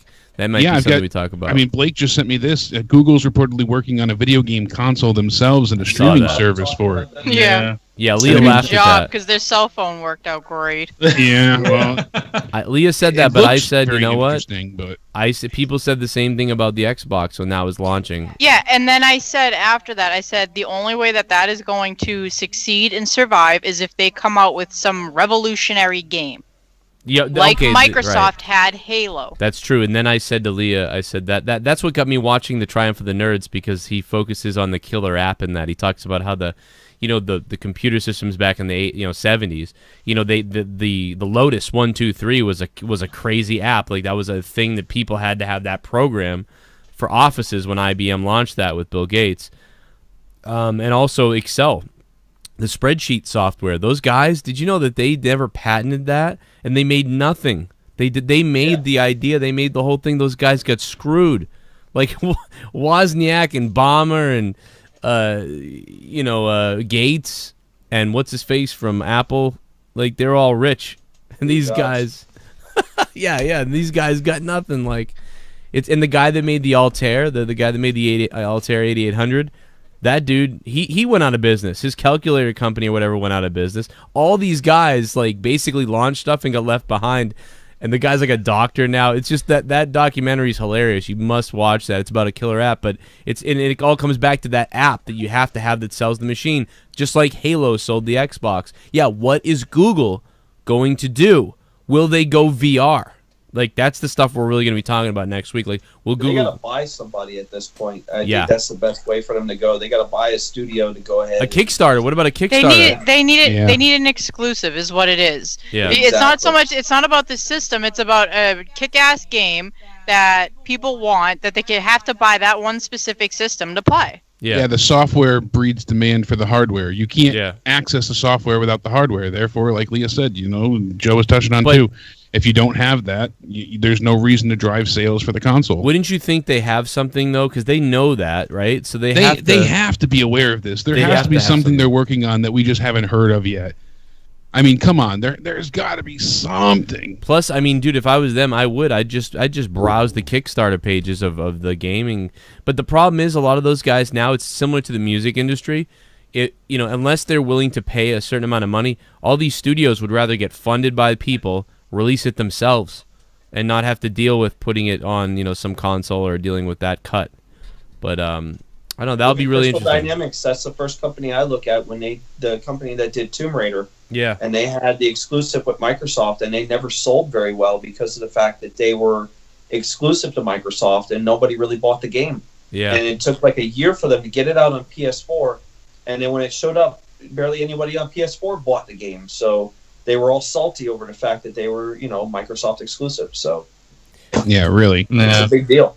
I remember, I guess it's got to get out there, because even Halo, like you said, like, I played Halo and I thought was blown away, and 8 months to a year and a half later, the kids in my school still had no idea what the hell, and it was like, wow, like, so you really have to really strike gold, and I don't know, hopefully they do, so there's even more competition. I'll take more competition if they can do it. Competition's good. Yeah, I mean, it sucks for it. Who it really affects, honestly, is the people that really don't. Like, and maybe I won't be able to do it. People that don't have a lot of money. That's when it starts affecting those people, because it's like, oh man, there's this, there's that, there's this. I have all these things to choose from. You really have to make a very strong decision about what you're going to be able to purchase. You know what I mean? So for people like that, it's pretty crazy. Like, you can't just go, I'm going to go get the new Xbox, the PlayStation, and now I'm going to get the Google thing. You are making one decision. So that's why the game has to be that good. It has to be so good that that's just the one thing you want all year. And even somebody who's, lower middle class and poverty level can eventually save up to buy that as a consumer for their kid or whatever. Guys, we got to get out of here. Thank you for watching, listening, wherever you are. Thanks to the patrons for making this possible. People like Himmelgod and D Moon, who are here, but they are contributors as well on Patreon, big time. Check out Himmelgod's YouTube channel. YouTube.com/BuzzKillerB. We'll have another episode of The Himmelgod Has Spoken this Friday at 8 o'clock Eastern Time. One more time, YouTube.com/BuzzKillerB. Yeah. All right, I always and get it wrong. For this week only, because it's the 4th of July, we will have the episode on Friday at 8 p.m., well before Monetize This. Ooh. And we'll be talking about that Google console and about another Marvel vs. Capcom rumor that's going around right now about an uncanny addition to Marvel vs. Capcom Infinite. Oh, yeah. At this point, guys, I think we should just all get in and create a gaming gossip website. Let's do it. No one's ever... I'm not kidding. I'm saying, like, come on. For that. Let's do it. Also want to say thanks to Cassie Lynn, Derek Hans, Valesky 14, Miro, Scott McKinnon, Hamza, Cindy, and is that everybody? That's at least most of the new patrons. Thank you for all becoming patrons. Hope you guys sign up. Gorilla Strong is back. Mr. Tyler Floyd, Gorilla Strong. And that's it. Next week we'll be talking about some of that stuff, the future of gaming and all that stuff. Get a warm-up of it with Himmelchamp.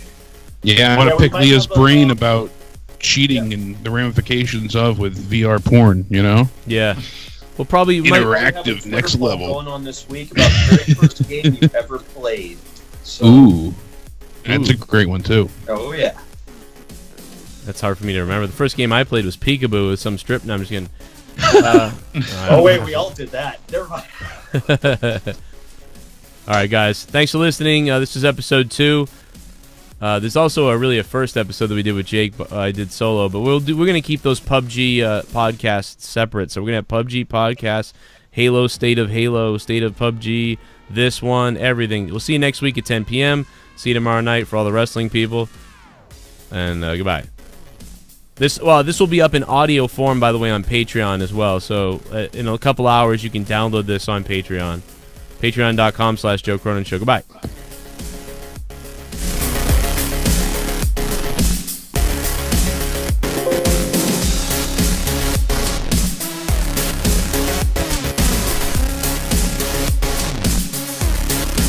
It is ready to go. Yeah, it sucks you're there for that long, but yeah, that's a job. It's money, man. I can't. No, I know you can't.